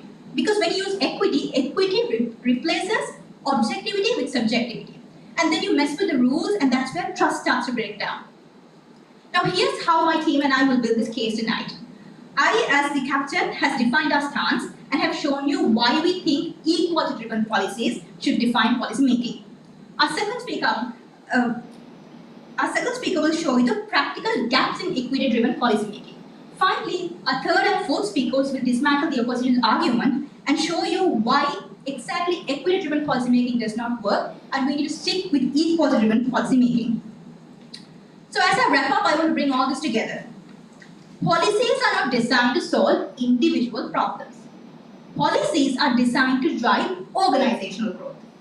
So when it comes to policies, like I said, compensation, promotions, leave, all of that has to be driven by equality. But ladies and gentlemen, I want to be very, very clear. Tonight, we do not dismiss equity, we respect equity. Apply where it fits, mentorship programs, support systems, apply where it fits in practices. But policies, we need clear, defined rules for policies. And for that, equality is the way to go. Because when you make policies fair to all, is better than tailored to some. Thank you very much. Thank you. Can we give it an applause?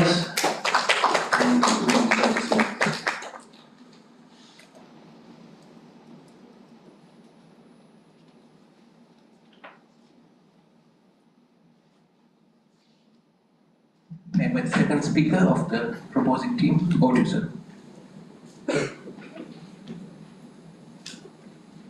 evening, everyone, and esteemed judges and respected members of the opposition and the I'm here to further our stand on equity-driven policies are more critical than equality-driven policies for organizational success. So, as our opposition leader said, that the policies are more of guidelines and how policies should be it's not about practices, it's about how policies should be followed by organizations, it should be for organizations' growth and success. I believe the same, that policies are something that should be followed for organizations' growth and success, and that in order to bring out the organization's success, I think employees should perform at their full potential. And in order to do that, in order to bring out an employee's full potential, organizations must conduct training programs for them. And in order for that, I think equality-driven policies is when people are treated the same. And if we take an example, if we just take 5 people from a division or a department, we can't give all of them the same training, as all of them might have different skill sets. It could be they could have different work experiences. It could vary from person to person, and we can't give them all the same training. So the training depends on how they are, and how it should be tailored training program that should be given, and that's where equity-driven policies come into place. So equity-driven policies actually provides targeted mentorship programs and skills training for everyone, allowing them to upskill in areas that they need support in. But then a standardized training program does not allow everyone to be upskilled, because that's more relevant to everyone in certain aspects. It won't allow everyone to upskill whatever in any places that they really need to. So companies like Salesforce and Accenture have actually implemented targeted mentorships and diversity leadership programs for underrepresented groups. And these lead to better representation and performance, hence making these organizations become successful. There's also a Harvard Business Review on inclusive organizations that outperform, in which that they find that companies with structured mentoring programs saw a 23% increase in promotion and retention rate among minority employees. I believe that this, my friend, is not just a theory, but is also clear evidence that equity-driven policies are actually producing results. Another point that I would like to highlight is that equity-driven policies, equality-driven policies aim to assume that everyone is in a level playing field, but it's not the same when it comes to hiring, my dear friends. So all candidates do not start from the same line. They have different work experiences and competencies, and when it comes to hiring, it's not only about competencies that matter here, it's also about values. And I believe that it's not a single equality-driven policy that will help the organization to choose an individual based on just competencies and a CV. It's more about their values and the value addition they bring to the company. And it's mostly done through an equity-driven policy where equity does not begin on day one of employment, but it begins during the hiring process. And we'd like to highlight that these equity-driven policies do not only just build diversity, but also engagement. So engaged employees are more loyal and more productive. And according to a 2022 LinkedIn research, we were able to identify that organizations with inclusive recruitment practices are 58% have brought up 58% better team collaboration and 42% higher revenue, which actually supports organizational growth and making the organization successful.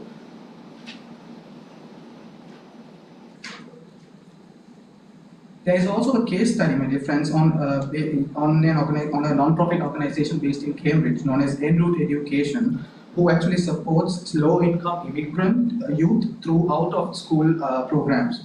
So when fulfilling this mission, they had many inequities in their internal compensation and career advancement structures. So in order to eliminate that, what they wanted to do was they wanted to ensure that they are transparent and have equity in compensation, especially impacting women and people of color. And I believe that moving from equality to equity, they were able to actually ensure that they are giving well compensation and also giving women and people of color the position that they need.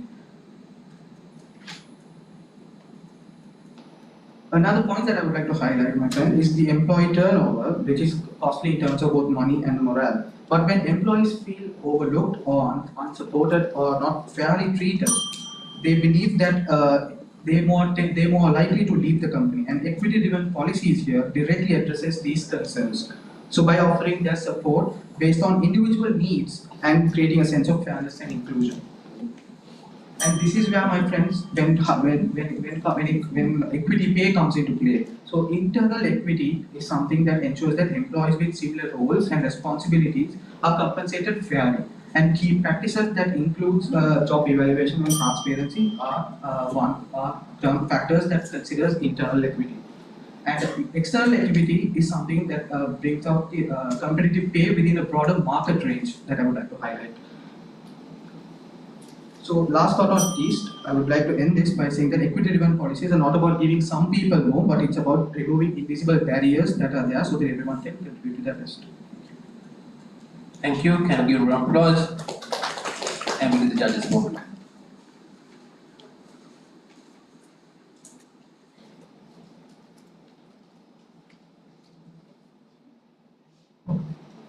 Made by the second speaker of the opposing team. Over to you, sir.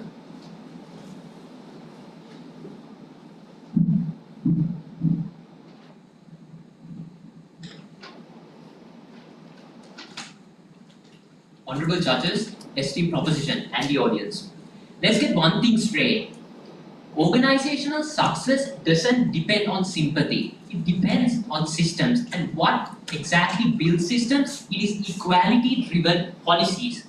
Because they provide uniform standards, transparent processes, and predictable outcomes. Whether it's performance evaluation, compensation, or leave or retention. These policies don't just treat everyone the same. They create an environment where trust, accountability, and meritocracy can thrive. And that is what drives high performance, eventually resulting on organizational success. And that is why, as the opposition, we stand by the motion, equality-driven policies are more critical than equity-driven policies for organizational success. Now, esteemed captain of the proposition, we are not here to speak about which out of equity or equality-driven policies must be implemented in an organization for success. No. We are here to debate about what out of these two, which is already implemented in the company, are more critical for the organizational success. Moving on, first let's speak about how policies are being made. First, you have to identify the need for a policy. Then determine more than 10,000 employees like Amazon, Google, or Microsoft. My question is, when implementing equity-driven policies, how practical is it when considering the factors equity-driven policies might have to constantly change because of individual circumstances will evolve, social and legal expectations will shift. Now, how is a company going to be successful if HR is busy and burned out trying to consistently revise and adjust policies?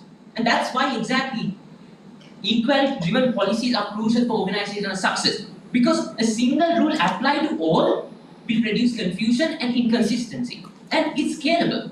whether you have 10 or 10,000 employees, it's the same policy for everyone. For organizations to thrive and succeed, policies must be consistent, scalable, and sustainable.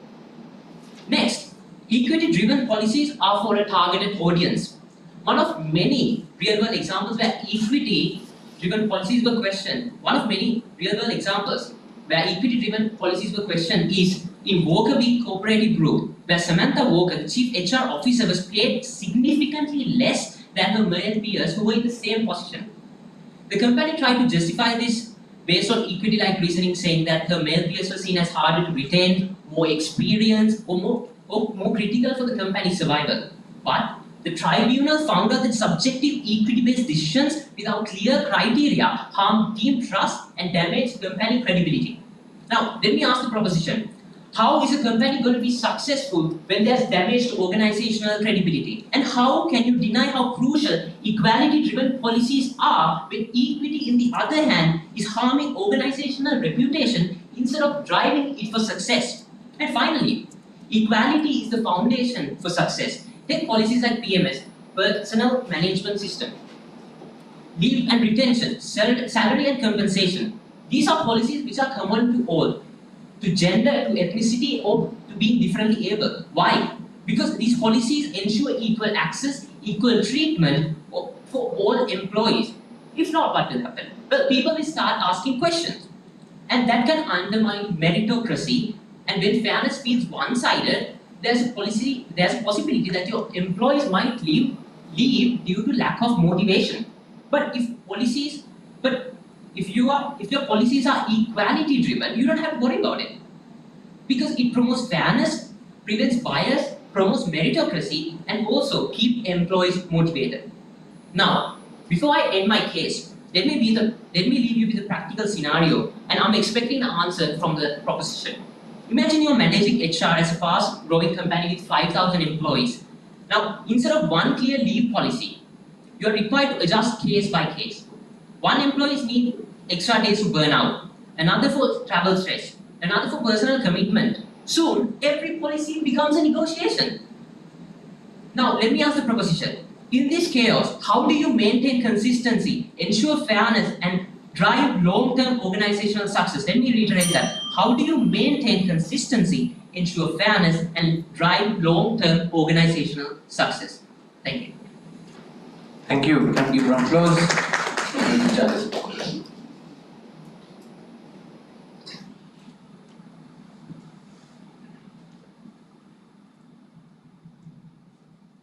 May I invite the third speaker of the proposing team? Over to you, madam. A very good evening, honorable judges, respected opponents, and ladies and gentlemen of the audience. Today, we stand at a crossroads between two different approaches. One that treats everyone the same, and one that treats people fairly based on their unique requirements and needs. While equality may sound novel in theory, my dear friends, it is equity ensures progress in practice and leads to long-term organizational success. And we are talking here about organizational success. In a world where not everyone starts at the same point, same line, equity-driven policies do not just promote fairness, my dear friends, they empower potential. And for any organization striving toward true success, this empowerment is not optional, it is essential. So, let me prove that equity-driven policies are more critical than equality-driven policies for organizational success. Let me begin by clearing a common confusion here. Equality means giving everyone the same resources, while equity means giving people the resources they specifically need to succeed, as clearly explained by the leader of my team. In organizations where individuals come from varied backgrounds, experiences with different educational qualifications and challenges, treating everyone the same doesn't ensure fairness, my dear friends. It actually reinforces existing gaps. Organizations are made of individuals, people with different starting points. If we give the same resources to everyone, regardless of their individual circumstances, individual needs and wants, we risk widening the gap between privileged and disadvantaged employees. Because we cannot assume that everyone starts from the same line. As my leader said, if we want to get the output At the same level, we should acknowledge and address the challenges and unique requirements of the employees to get the organizational success. So, now let me turn to the arguments of the opposition. The leader of the opposition argued that equity-based policies ensure fairness, and in correct terms, she mentioned that it's not subjective. But I challenge that, my dear leader. Giving everyone the same resources, regardless of their circumstances, individual needs, as I said earlier, is not fairness. It's pure negligence. You cannot just make the policies and keep them aside. And the policy should be fixed and should be consistent. I agree, my dear friends. But if it does not address the employee needs and it does not address the challenges faced by the employee, how can you get the organizational success? Because employees are the major component of an organization to thrive and to achieve. If you cannot just address their problems through these policies, if you're just going to make the policies and keep them aside, how can you get organizational success? That's what we are debating here. And also, imagine offering the same training to a new recruit and a 10-year senior. Is that what you guys call fair? No, my dear friends, because that's a recipe for inefficiency and disengagement. Also, the second speaker of the opposition claimed that equality is simpler to implement. He told that regardless of the number of employees we have in a team, we have in an organization, it's easy to set up one rule policy and implement it. But simpler may be, my dear friends, but simplicity doesn't equal effectiveness. If you get this simplicity, if you make one rule equality-driven policy and try to implement it at the cost of effectiveness, at the cost of organizational success, as an organization, you cannot thrive, my dear friends. Also, adapting to the diverse needs of employees to bring the best out of everyone, not just privileged or prepared, you can get it by only equity-driven policies. The opposition also tried to paint equity as something that divides the workforce. Let's be clear at this point. Equity doesn't divide, it levels the playing field. It acknowledges that barriers exist and proactive steps to dismantle them. That's not division, that's unity through understanding, as clearly explained by the second speaker of my team. Also, the second speaker said, and also the leader of the opposition team said that the equity may be biased and equality can be fair. That point misunderstands the purpose of equity. It totally misunderstands.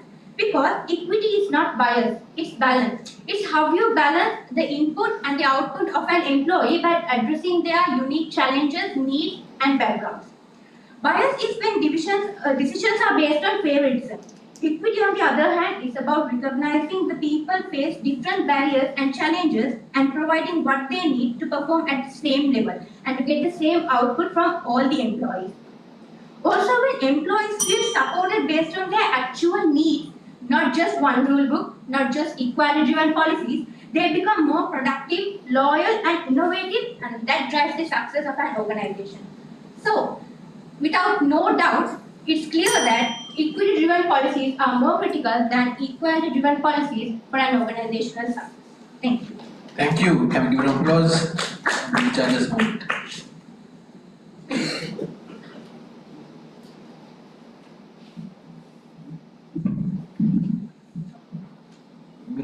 May I invite the third speaker? Over to you, sir. Honorable judges, esteemed opposition, ladies and gentlemen present, let me start with a timeless proverb. Give a man a fish and you feed him for a day. Teach a man to fish and you feed him for a lifetime. Well, let's apply this into a context of workplace scenario. If some employees are handed over perks, special advantage, preferential treatments, while others are left on their own to figure things out, are we actually building a culture of innovation and success and drive organization towards success? Or are we actually building dependency in the organization, ladies and gentlemen? Now, on that note, we are not here debating equality versus equity in abstract. We are debating something for more practical. Equity-driven policies are more crucial than equality-driven policies for organizational success is what we're saying tonight. And speaking of policies should be clear, fair, and consistent. Equality-driven policies just delivers that. Equity-driven policies, on the other side, they invite chaos to organization. They invite bias to organization, and I tell you exactly why. Now, one person gets this, another one gets that, and soon, instead of one clear road, we end up with 50 side streets with no traffic rules. And ladies and gentlemen, that is not support. That's rather structural confusion. Now, let me now respond to what the esteemed proposition claimed.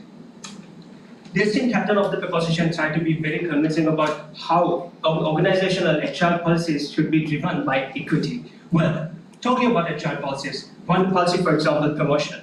An equity-based HR promotion policy says they adjust standards based on their personal hardships or background, whereas equality-driven HR policy, HR promotion policy says it has fixed criteria, it has performance and tenure qualification and everything set and fixed. Now I'll exactly tell you why equality supports organizational success. Equality-driven policies support organizational success. Ladies and gentlemen, it is meritocratic. It sets clear expectation and reduces legal and also our HR risk. Now, let me bring up another example. Another policy we could talk about is performance review policy. Now, an equity-based performance review policy says adjusted KPI based on their personal circumstances. But on the other hand, an equality-driven policy says same KPIs and exception for the same roles. Now that's fair enough to understand. Now I'll exactly tell you why this supports equality-driven policies support your organizational success. Because it drives accountability and it has measurable outcome. They are arguing about subjectivity versus objectivity here. Now, the esteemed second speaker and the third speaker of the proposition tried to be very convincing about how equality-driven policies are more inclusive. It promotes fairness by recognizing diverse nature of the organization. Well, and we've also challenged. Well, that really misses the point. Equality-driven policies set clear, consistent standards for everyone in our organization, promoting fairness and transparency. Whereas equity-driven policies adjust the rules for specific standards. It's not addressing needs, ladies and gentlemen, and my esteemed proposition. It's creating favoritism dressed up as fairness. Now, the esteemed proposition also tried to be very convincing about how equality is about justice and it's not about favoritism. Well, when equality becomes a policy, justice becomes subjective. It is never objective. Who decides the support is fair? And how much of a support is too much? I mean, who gets to decide all of this information? Now, equality-driven policies cut through that because they build trust because they are consistent. They are consistent throughout the organization. They are applicable for everyone in the organization at the same level. When the same rules apply to everyone, no one has to wonder if their hard work, if their success was earned or granted. Now, the esteemed proposition also claimed that equality-driven policies increase employee satisfaction, loyalty, hence it increases the retention of the organization. We're talking about sentiments here, sentiment like trust, loyalty, resentment, retention of the organization. That is, of course, an important element for an organization. Now, talking about that, satisfaction does not come from special treatment. It does not. It comes from knowing that system is fair and transparent to everyone, to you and I in the organization. Let's take fair play, for example. If two people do the same job, but one quietly gets more because of some equity adjustment, right? A doesn't feel supported, the person he or she doesn't feel supportive at all. It feels unfair. When the employees start asking, why did she get more? Or why did he get more? Why did I miss out? You have to answer this question as an HR personnel. Now, retention does not come from equity or equality-driven policy. It comes from equal pay, healthy workloads, good managers, and a strong team culture. Now, so I'm sure we can understand that equity-driven policies doesn't have a direct impact with retention in the organization. And well, the esteemed proposition still hasn't answered my second speaker question. Let me throw you a scenario to think about. You're managing a team of 2 employees, both equally qualified, equally hardworking. And one is a mother who's returning from a leave, and the other one is a young team member who has constantly gone above and beyond for the organization. Now, empathy aside, would you tell me how do you explain that your team, that the person who has returned from the leave will get more equity-driven policies like work from homes, reduced targets, flexible hours? Would you tell him to be a bit more understanding? No, because ladies and gentlemen, if we keep adjusting the scorecard every time someone walks into the organization, we are not running the organization towards success. We're just simply running a reality show. And to spoil it for you, that season never ends well. Thank you. Thank you. Can we round of applause?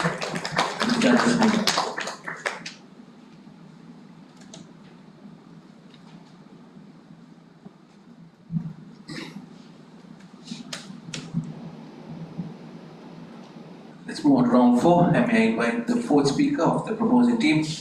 Over to you, madam.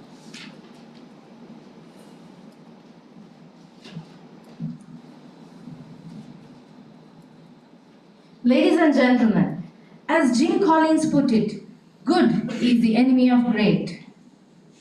So, reiterating our topic, as a proposing team, we are here to reinforce the fact that equity-driven policies are more critical than equality-driven policies for organizational success.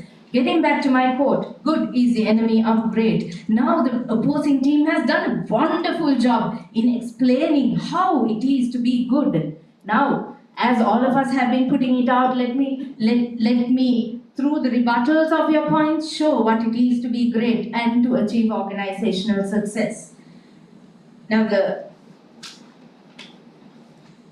leader of the opposition talked about salary negotiations and same pay for same work. What I'd like to point out here is same pay for same work is true in the sense of equity as well. But where does it differ? Where is the line drawn? The same work. Is it only the work that we consider? Do we not consider anything else? So equity is where this work is put in. How much is, let us consider the work done by the specific employee, but what else does he give to the organization? Is it only the work we consider? Is there anything else? Well, how does he add value to the company? These are all the questions that are asked when you formulate a policy that is based on equity. Sorry. And then the first speaker also spoke about, said that policies are to drive organizational goals. We completely agree with that. And she also said, fair to all is better than tailored to some. I come to my quote again. Good is the enemy of great. Fair to all.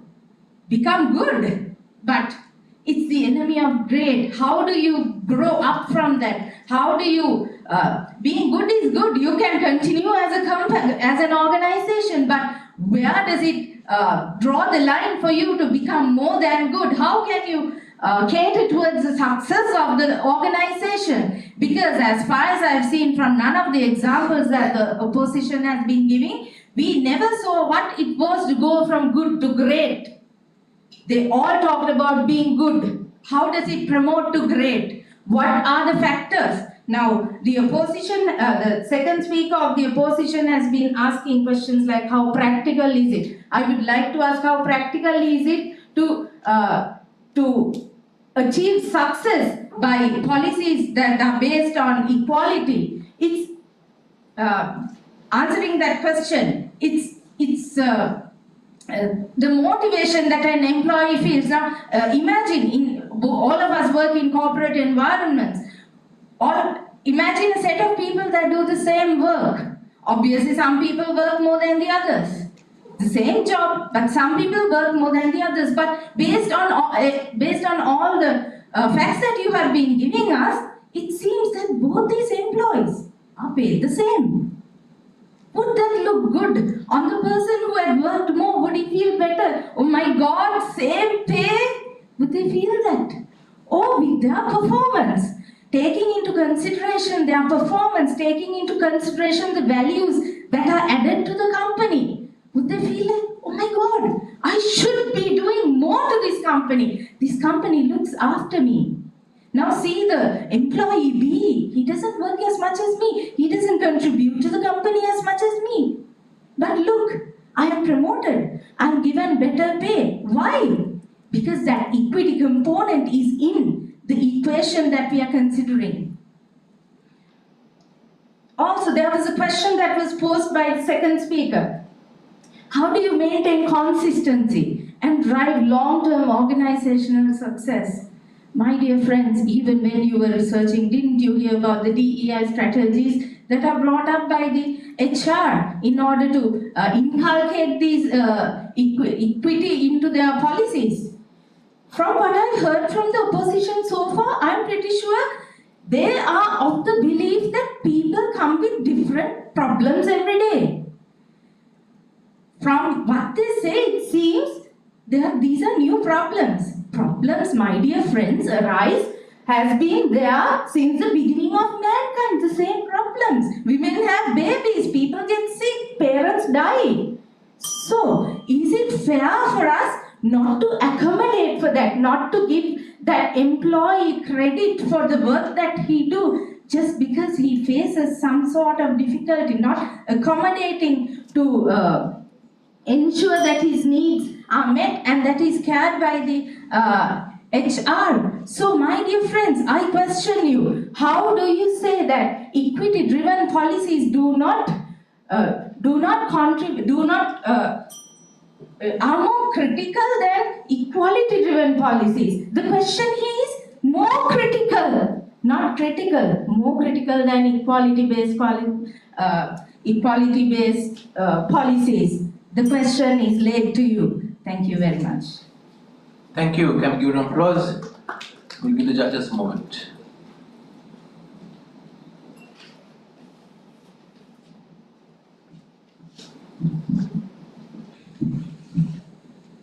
May I invite the fourth speaker of the opposing team, over to you, madam. Imagine this. A company is offering coffee to its employees. Equality means everyone gets a cup.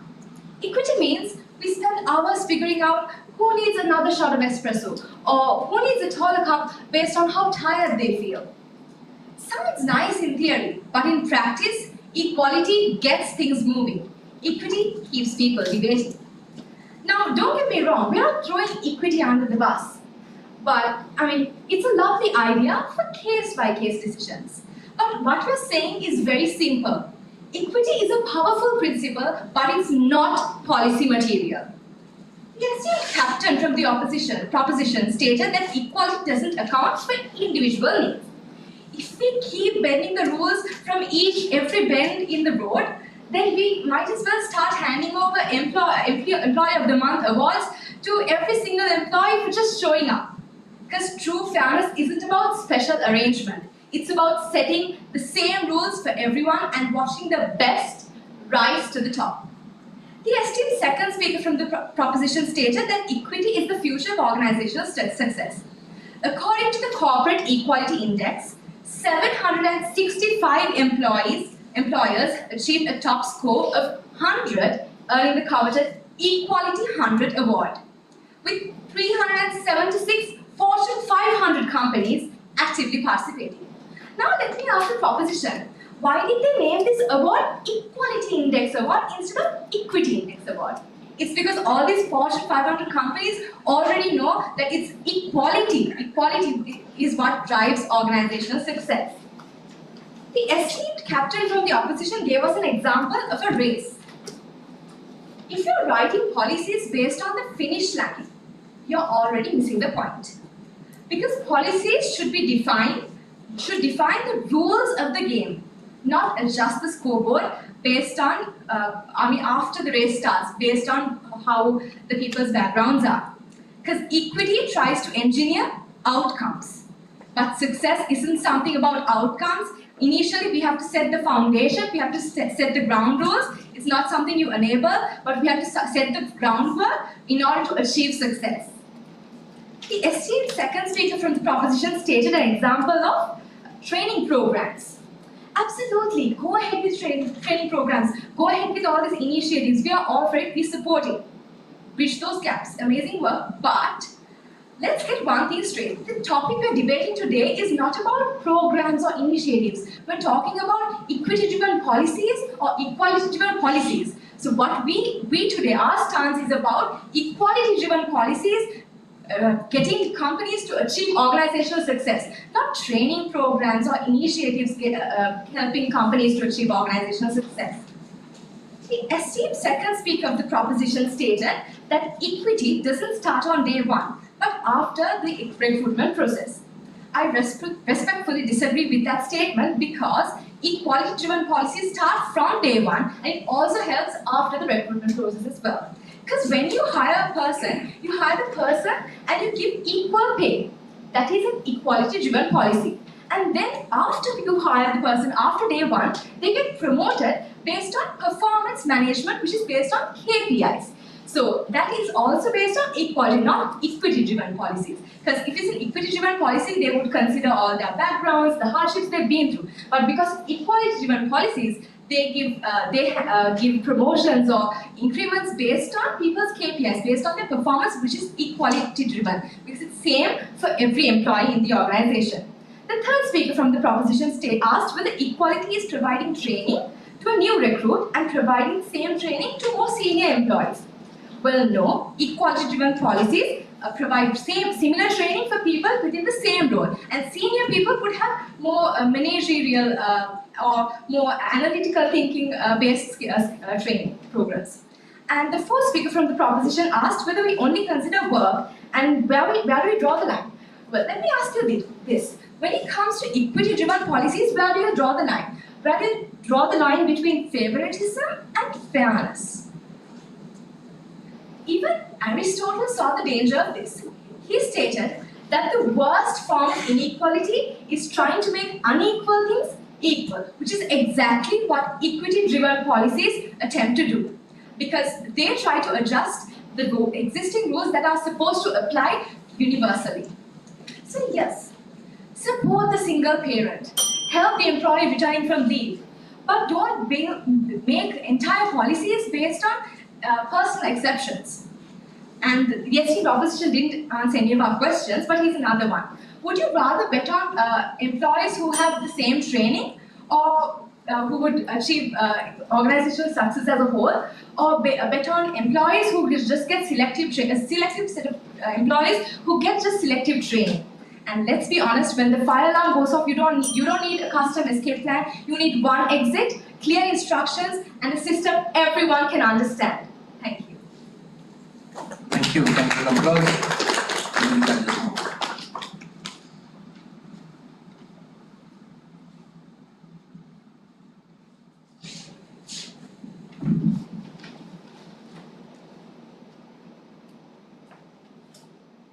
We'll summarize the debate on behalf of the opposing side. I mean, with the captains to give a summary and 6 minutes, madam. Over to you.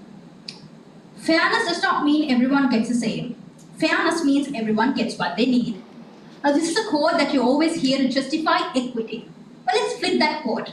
When everyone starts asking for different treatment, how do you decide what's fair? When fairness becomes fluid, how do you make your policy cater that for 10, for 100, for 10,000 employees? Because policies are not poems, they're not open to interpretation. They need to have a set of guidelines that can guide the entire organization. So ladies and gentlemen, let's come back to our topic tonight. We are saying that equality-driven policies are more critical than equity-driven policies for organizational success. And through the course of our debate tonight, we have shown you how equality-driven policies, they're consistent, they can be measured, and they have a standardized structure. We've shown you how equity-driven policies are subject to inconsistency, bias. We even showed you a lawsuit to support it. And we also showed you that all of this needs to not be tailored to individual outcomes. We're talking about organizational success as a whole. So first, I would like to address some things brought up by the proposition. Esteemed fourth speaker of the proposition, you may have. In your opening scenario, you spoke about equal pay for equal work. What I spoke about in my opening, you addressed it in your statement, talking about how I spoke about equal pay for equal work. And the question you posed us was, how do you do that? How do you merit people for someone who's doing better work than the other person? Now, had you listened closer to my opening scenario, you would have found out that I was talking about an interview.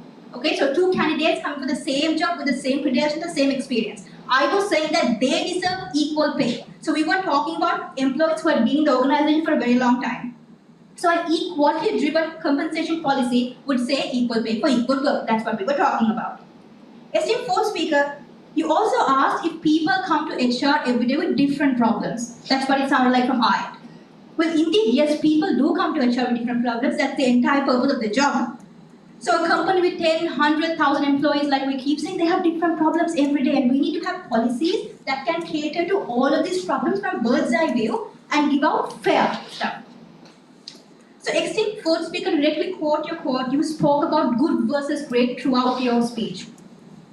So equity-driven policies, as you said, is barely even good, it's barely adequate. And on our end, equality-driven policies are more than great, they're amazing, and we'll show you how. Esteemed fourth speaker, you also said that we had no examples of how good becomes great throughout our stance. So here's examples of how good has become great. First, compensation policies. Examples of good, equity-driven policies is if you give higher pay for individuals based on personal challenges. Examples of great, equity-driven policies. Same pay for the same role. And here's an example of a company doing it great. We have Salesforce, they have annual pay audits, and they do this to make sure they give equal pay for equal work. Another example, parental leave. So an example of doing it good would be equity-driven approach in your stance, longer leave for single parents. Our stance, equal-driven approach, example of doing it great. Same leave for all parents. An example of a company doing it, we have Deloitte. Deloitte offers equal parental leave, providing 26 weeks of fully paid leave for both genders. That's an example of great, ladies and gentlemen. Esteemed fourth speaker, you also asked us if we had heard of DEI. Yes, indeed, we've heard of DEI. But let's clarify. Today, we're not talking about DEI as a topic. Our focus is on the impact of equality-driven policies and equity-driven policies, not DEI as a policy. But since we are on the topic, let me give you a statistic. A study by the Harvard sociologist Frank Dobbin has shown us that mandatory diversity training programs fail to produce the desired outcome and can even backfire onto DEI policies, causing resentment among employees. Now, esteemed second speaker, you closed your speech with about equity-based policies, and you spoke about how equity-based policies removes invisible barriers, and it gives some people better representation. That was your closing. Now, esteemed proposition, you said yourself invisible barriers. So, isn't that biased? Who decides which barriers count and which don't? Isn't that subjective? Second speaker, another direct quote from you. You said equity gives women and people of color the position they need and better compensation. What about other genders? What about other races? Do they not deserve better compensation? Do they not deserve the position they need? Is that ticking check boxes for DEI? Esteemed third speaker, you said that we tried to paint equity as something dividing the workforce. We didn't try to paint anything. We showed you a clear-cut legal example. To quote our second speaker, it was from a lawsuit, Walker versus the corporate group in 2021. We showed you exactly how equity-based reasoning divides the workforce. It was not a painting. You also framed equality-driven policy and executive code. You said use the word negligence there because it doesn't address individuals. Well, all of the members of the proposition tonight, they spoke about how individual leads leads to more productivity, which in turn leads to organization success. That was the stance it was going through. But esteemed person, you've forgotten one key phrase here: cost to company. So all of these things we talk about that you cater to individuals, things like compensation, promotions, flexibility, flexible work hours, does all of that not come at a cost to the company? And if it does, how does that drive organizational success? Now, as our fourth speaker question, if you're running a global business, would you rather dabble with equality-driven training, which is equal for all, or equity-driven training, which caters to staff? Now, adding on to that question, I have another question for you. Let's say that your company has an equity-based health insurance policy. So some of you have better health insurance depending on your tenure or the number of years you are at the organization. So tell me, are you going to look at a new employee who just walked in and explain to him that you've not been in this company for long enough, so we can't give you full health insurance? That's not bad policy, that's a crack in trust itself. So esteemed proposition, we ask you, do you want an organization where support is earned by circumstance? Or do you want an organization where support is guaranteed by principle? Because that's what equality-driven policies give you. Thank you very much. Thank you. Can you round of applause?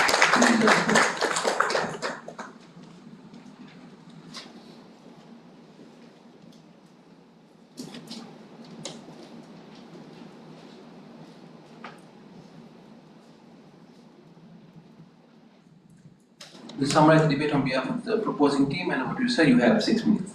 Just by naming an award under equality doesn't mean actually equality is the best, right? But having a lawsuit in favor of you, yes, that is some weight for the opposition team rather. So I'll start with the lawsuit. The problem with the lawsuit was paying differently for the gender. because that violates the Equality Act that's there in that country. Right? It violates the Equality Act. You can't be paying differently because you are a man or a woman if you are doing the same job. That can't be done. And also the tribunal clearly said, not having a clear criteria on how the pay was determined.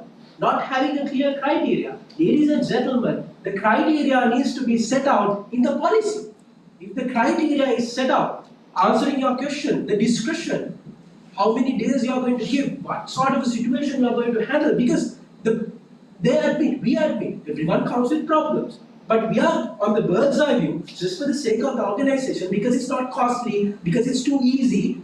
On the bird's eye view, we are going to give equal treatment, equal solution for all different problems. That's not going to happen. Based on the different problems that you get, you need to set out clear criteria in the policy. By clearly setting out the criteria, you eliminate the biasness. It's not subjective anymore. The level of discretion you can apply, you can put it into the policy. Now, my esteemed captain agreed that the strategic mentorship programs can be done. All are good, the practices are good, but we are not talking about the practices. How can we adapt to those different practices if the policy says these should be equal? How can we give tailored training? It's good, but how can we give tailored training if the policy says tailored training cannot be given? The policy needs to set out that. With the criteria, of course. With the criteria, of course. We are not saying without the criteria. The biasness needs to be eliminated by setting out the criteria only. And also, but we said, if equality is a necessity, but it's a limited starting line. That's why my fourth speaker spoke about going from good to great. It limits you at some point. If you want to succeed, you need to put extra effort. Yes, the resources, it will be costly as well. But equity promotes resource optimization as well. You put all your resources into giving some equal solution for all the different problems, but the problem doesn't get solved, my friends. You spoke about nicely on giving an equal solution, but this is, we need to go from equality to equity. We need to go from equality to equity. Because equality was seen as fairness long time back. But the organizations now need to go towards equity. That's the next step. That's why the policies now should be driven by equity. That's why the policies should now be driven by equity. For that, you need to, of course, put extra effort. That has some cost, but it will be beneficial in the long run. That's what we've been saying. It's limiting your employees. It's very nice to make consistent, but if you have a clear criteria set out in the policy, that itself is consistent. Right? It's based on trust, they said. How would that employee trust if the problem doesn't get solved? Yes, the policy is nice and clear. It says equal treatment. Equal treatment. It says equal treatment. But does that address the differing needs of individuals? But if that individual's need, for example, parent, mother, you said maternity leave, it's same for all the genders. No, if we take into account the distance to travel for breastfeeding given hours, if we take into account the distance factor, and you give, based on the distance, you set out certain criteria, right? 1 to 15 kilometers, or based on the time to travel. You take into that consideration needs to be set out in the policy. If you consider that, then how can that be biased? And if you consider that, the employee feels valued. The employee feels fairness. It's not fair if you don't take it account at all. And also, they said equal pay. In the equal pay, the tribunal, it's about paying differently to a man and a woman doing the same job, right? But you can pay differently to qualifications, right? You can pay differently based on the experience. So that within equality, you can do that as well. So what would say, based on the qualifications, to set out the qualifications clearly. That's how you put it into the policy. Same goes into the societal barriers as well. They were very, very harping on pay equity. But we spoke on external pay equity as well. It's not only about inside the organization. You got to align how much you are paying compared to the same industry peers as well. Now that can't be done when equality is there. Same goes in when there's an example I would like to show on pay equality again. Pay equality, because they spoke a lot about pay equality. Now pay equality, again, it's about same role, you can't pay differently based on the sex. Yes, based on the gender, you can't pay differently. But there could be an organization with pay inequity because there are a lot more women in lower paying job roles. The job role itself demands lower wage, right? But you have overrepresentation of women in lower paying job roles. Now that comes with equity eye only. You can't even identify that with equality.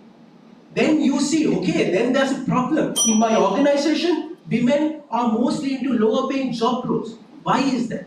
You want to identify that, and the policy supports all the initiatives. Deloitte's initiative, PwC's Black Voice Matters, and on stereotype of Unilever, all those initiatives can be done, tailor-made, if the policy recognizes pay equity, not pay equality. Pay equality stops. Equality stops you from somewhere. But in order to succeed in this day and age with different complex situations, you need flexibility. The far more beyond complex situation, the concept that we are talking about, which is equity. That's why you need to now not talk about the implemented policies, start go back to the drawing board and make your policies equity. That's what we have been saying. Hope you all have watched what the ideas that we're trying to transpire. Right? Thank you. Thank you. Can we give a round of applause?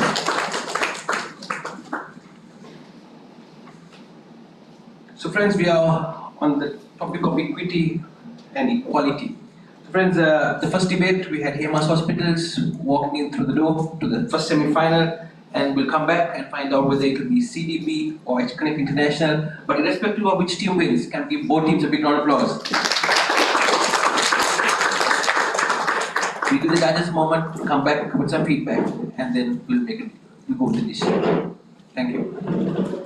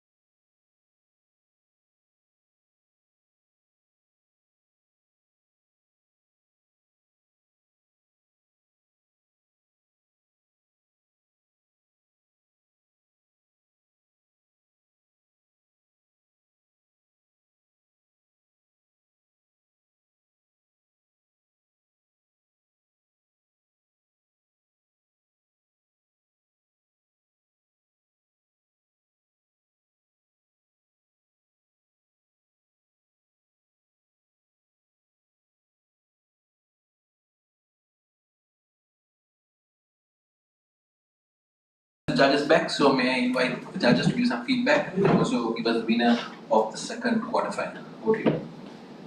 Thanks, Ronnie. And right now, since the IPL is no longer in play, Ronnie is happy to stay on a little longer, so I don't have to rush through, but I will go through very quickly 4 key points. Some of these points we mentioned in the earlier rounds as well, but I'll say it again. How you say it and what you say matters. The depth of your argument, what you say, and the passion in which you bring it out, that matters and that differentiates the winners today as well. A power start and a power finish, especially as you now go into the semis, finals, this is going to be a lot more competitive. Therefore, how you start your argument, how you end your argument, that power finish also makes an impact. So just think through that. What can you do to bring in that power finish? Especially when the bell starts ringing, nervousness starts setting in. That's when you got to keep in mind you need to have that power finish to finish off. So how do you slowly go into that? One of the things we noticed in today's debate was that the depth of understanding of equity and equality could be a lot better. A lot more examples could have been brought in to kind of showcase your point. We had some examples coming later on in the debate, but we felt that was a little too late. These could have been brought in a lot earlier, specific examples, so that you actually debate out certain scenarios in application of equity and equality in terms of this. I think the way you define the debate, the way you defined your argument was good. You carried it right throughout. Those were some of the good things. And again, the compelling counter arguments. Listen to what your opponent is saying. Listen to the concept of it, not just the words. Somebody says, let's give them.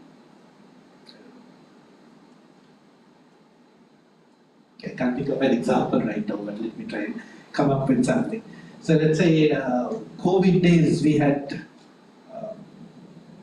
say, work from home during COVID days. And that's said in the context of COVID days. But let's say you take the context out and you argue something else, then you've lost the plot because that's not what they were saying. So listening to that argument and countering what exactly they mean is what is required more than countering just the words. Those are just few pointers that you could look into as you go on. So with that, let's go into the decision. Who goes into the semis on Wednesday? And a lot more people in the audience as we started this. Sad to see that the numbers have reduced, but at least people watching at home, I hope we have millions watching at home, I wish. The winner of this debate going to the semi-finals is the opposing team, H-Connect. Let's give them a round of applause. Ronnie, back to you. Right, so thank you so much. Firstly, I think a big round of applause for CDB. Amazing job. And today's winners, H-Connect International. So if my memory serves me correct, the second time into the semi-finals, last year as well. Right. So we wish you all the best, where you can take it maybe one notch higher and hopefully to the semi. Let's go step by step. Yeah. Go to the finals, they will take it from there. Right. Yeah. So tomorrow we have another 4 interesting teams going head to head. We have ESOP taking on Commercial Bank, and we have Demo taking on Sampak. So the winners of those two teams will actually go into the second semi-final. First semi-final I think is already done. It's Commercial will take on H-Connect. Asad, am I correct? That's the draw. Today's winners, yeah. So hospitals will take on H-Connect. So if I was Hemas, I'd have probably sat and watched the opponents, but unfortunately they're not there. But I think, I'm sure they'll have a strategy, and I'm sure you all will have your own strategy as well come up with Wednesday. So tomorrow will be another interesting day. We'll take it from there, and then we will have the semi-finals on the 21st, and then of course the winners of that will go to the grand stage on the 2nd. So once again, thank you to both teams. Thank you CDB for participating. Great job. Great having you, and a big round of applause for our winners today. A big round of applause for both teams and our judges. Right. So with that, thank you so much for being here. Have a wonderful day, a wonderful evening, and we'll see you all tomorrow for the second semi-final. Thank you and God bless you all.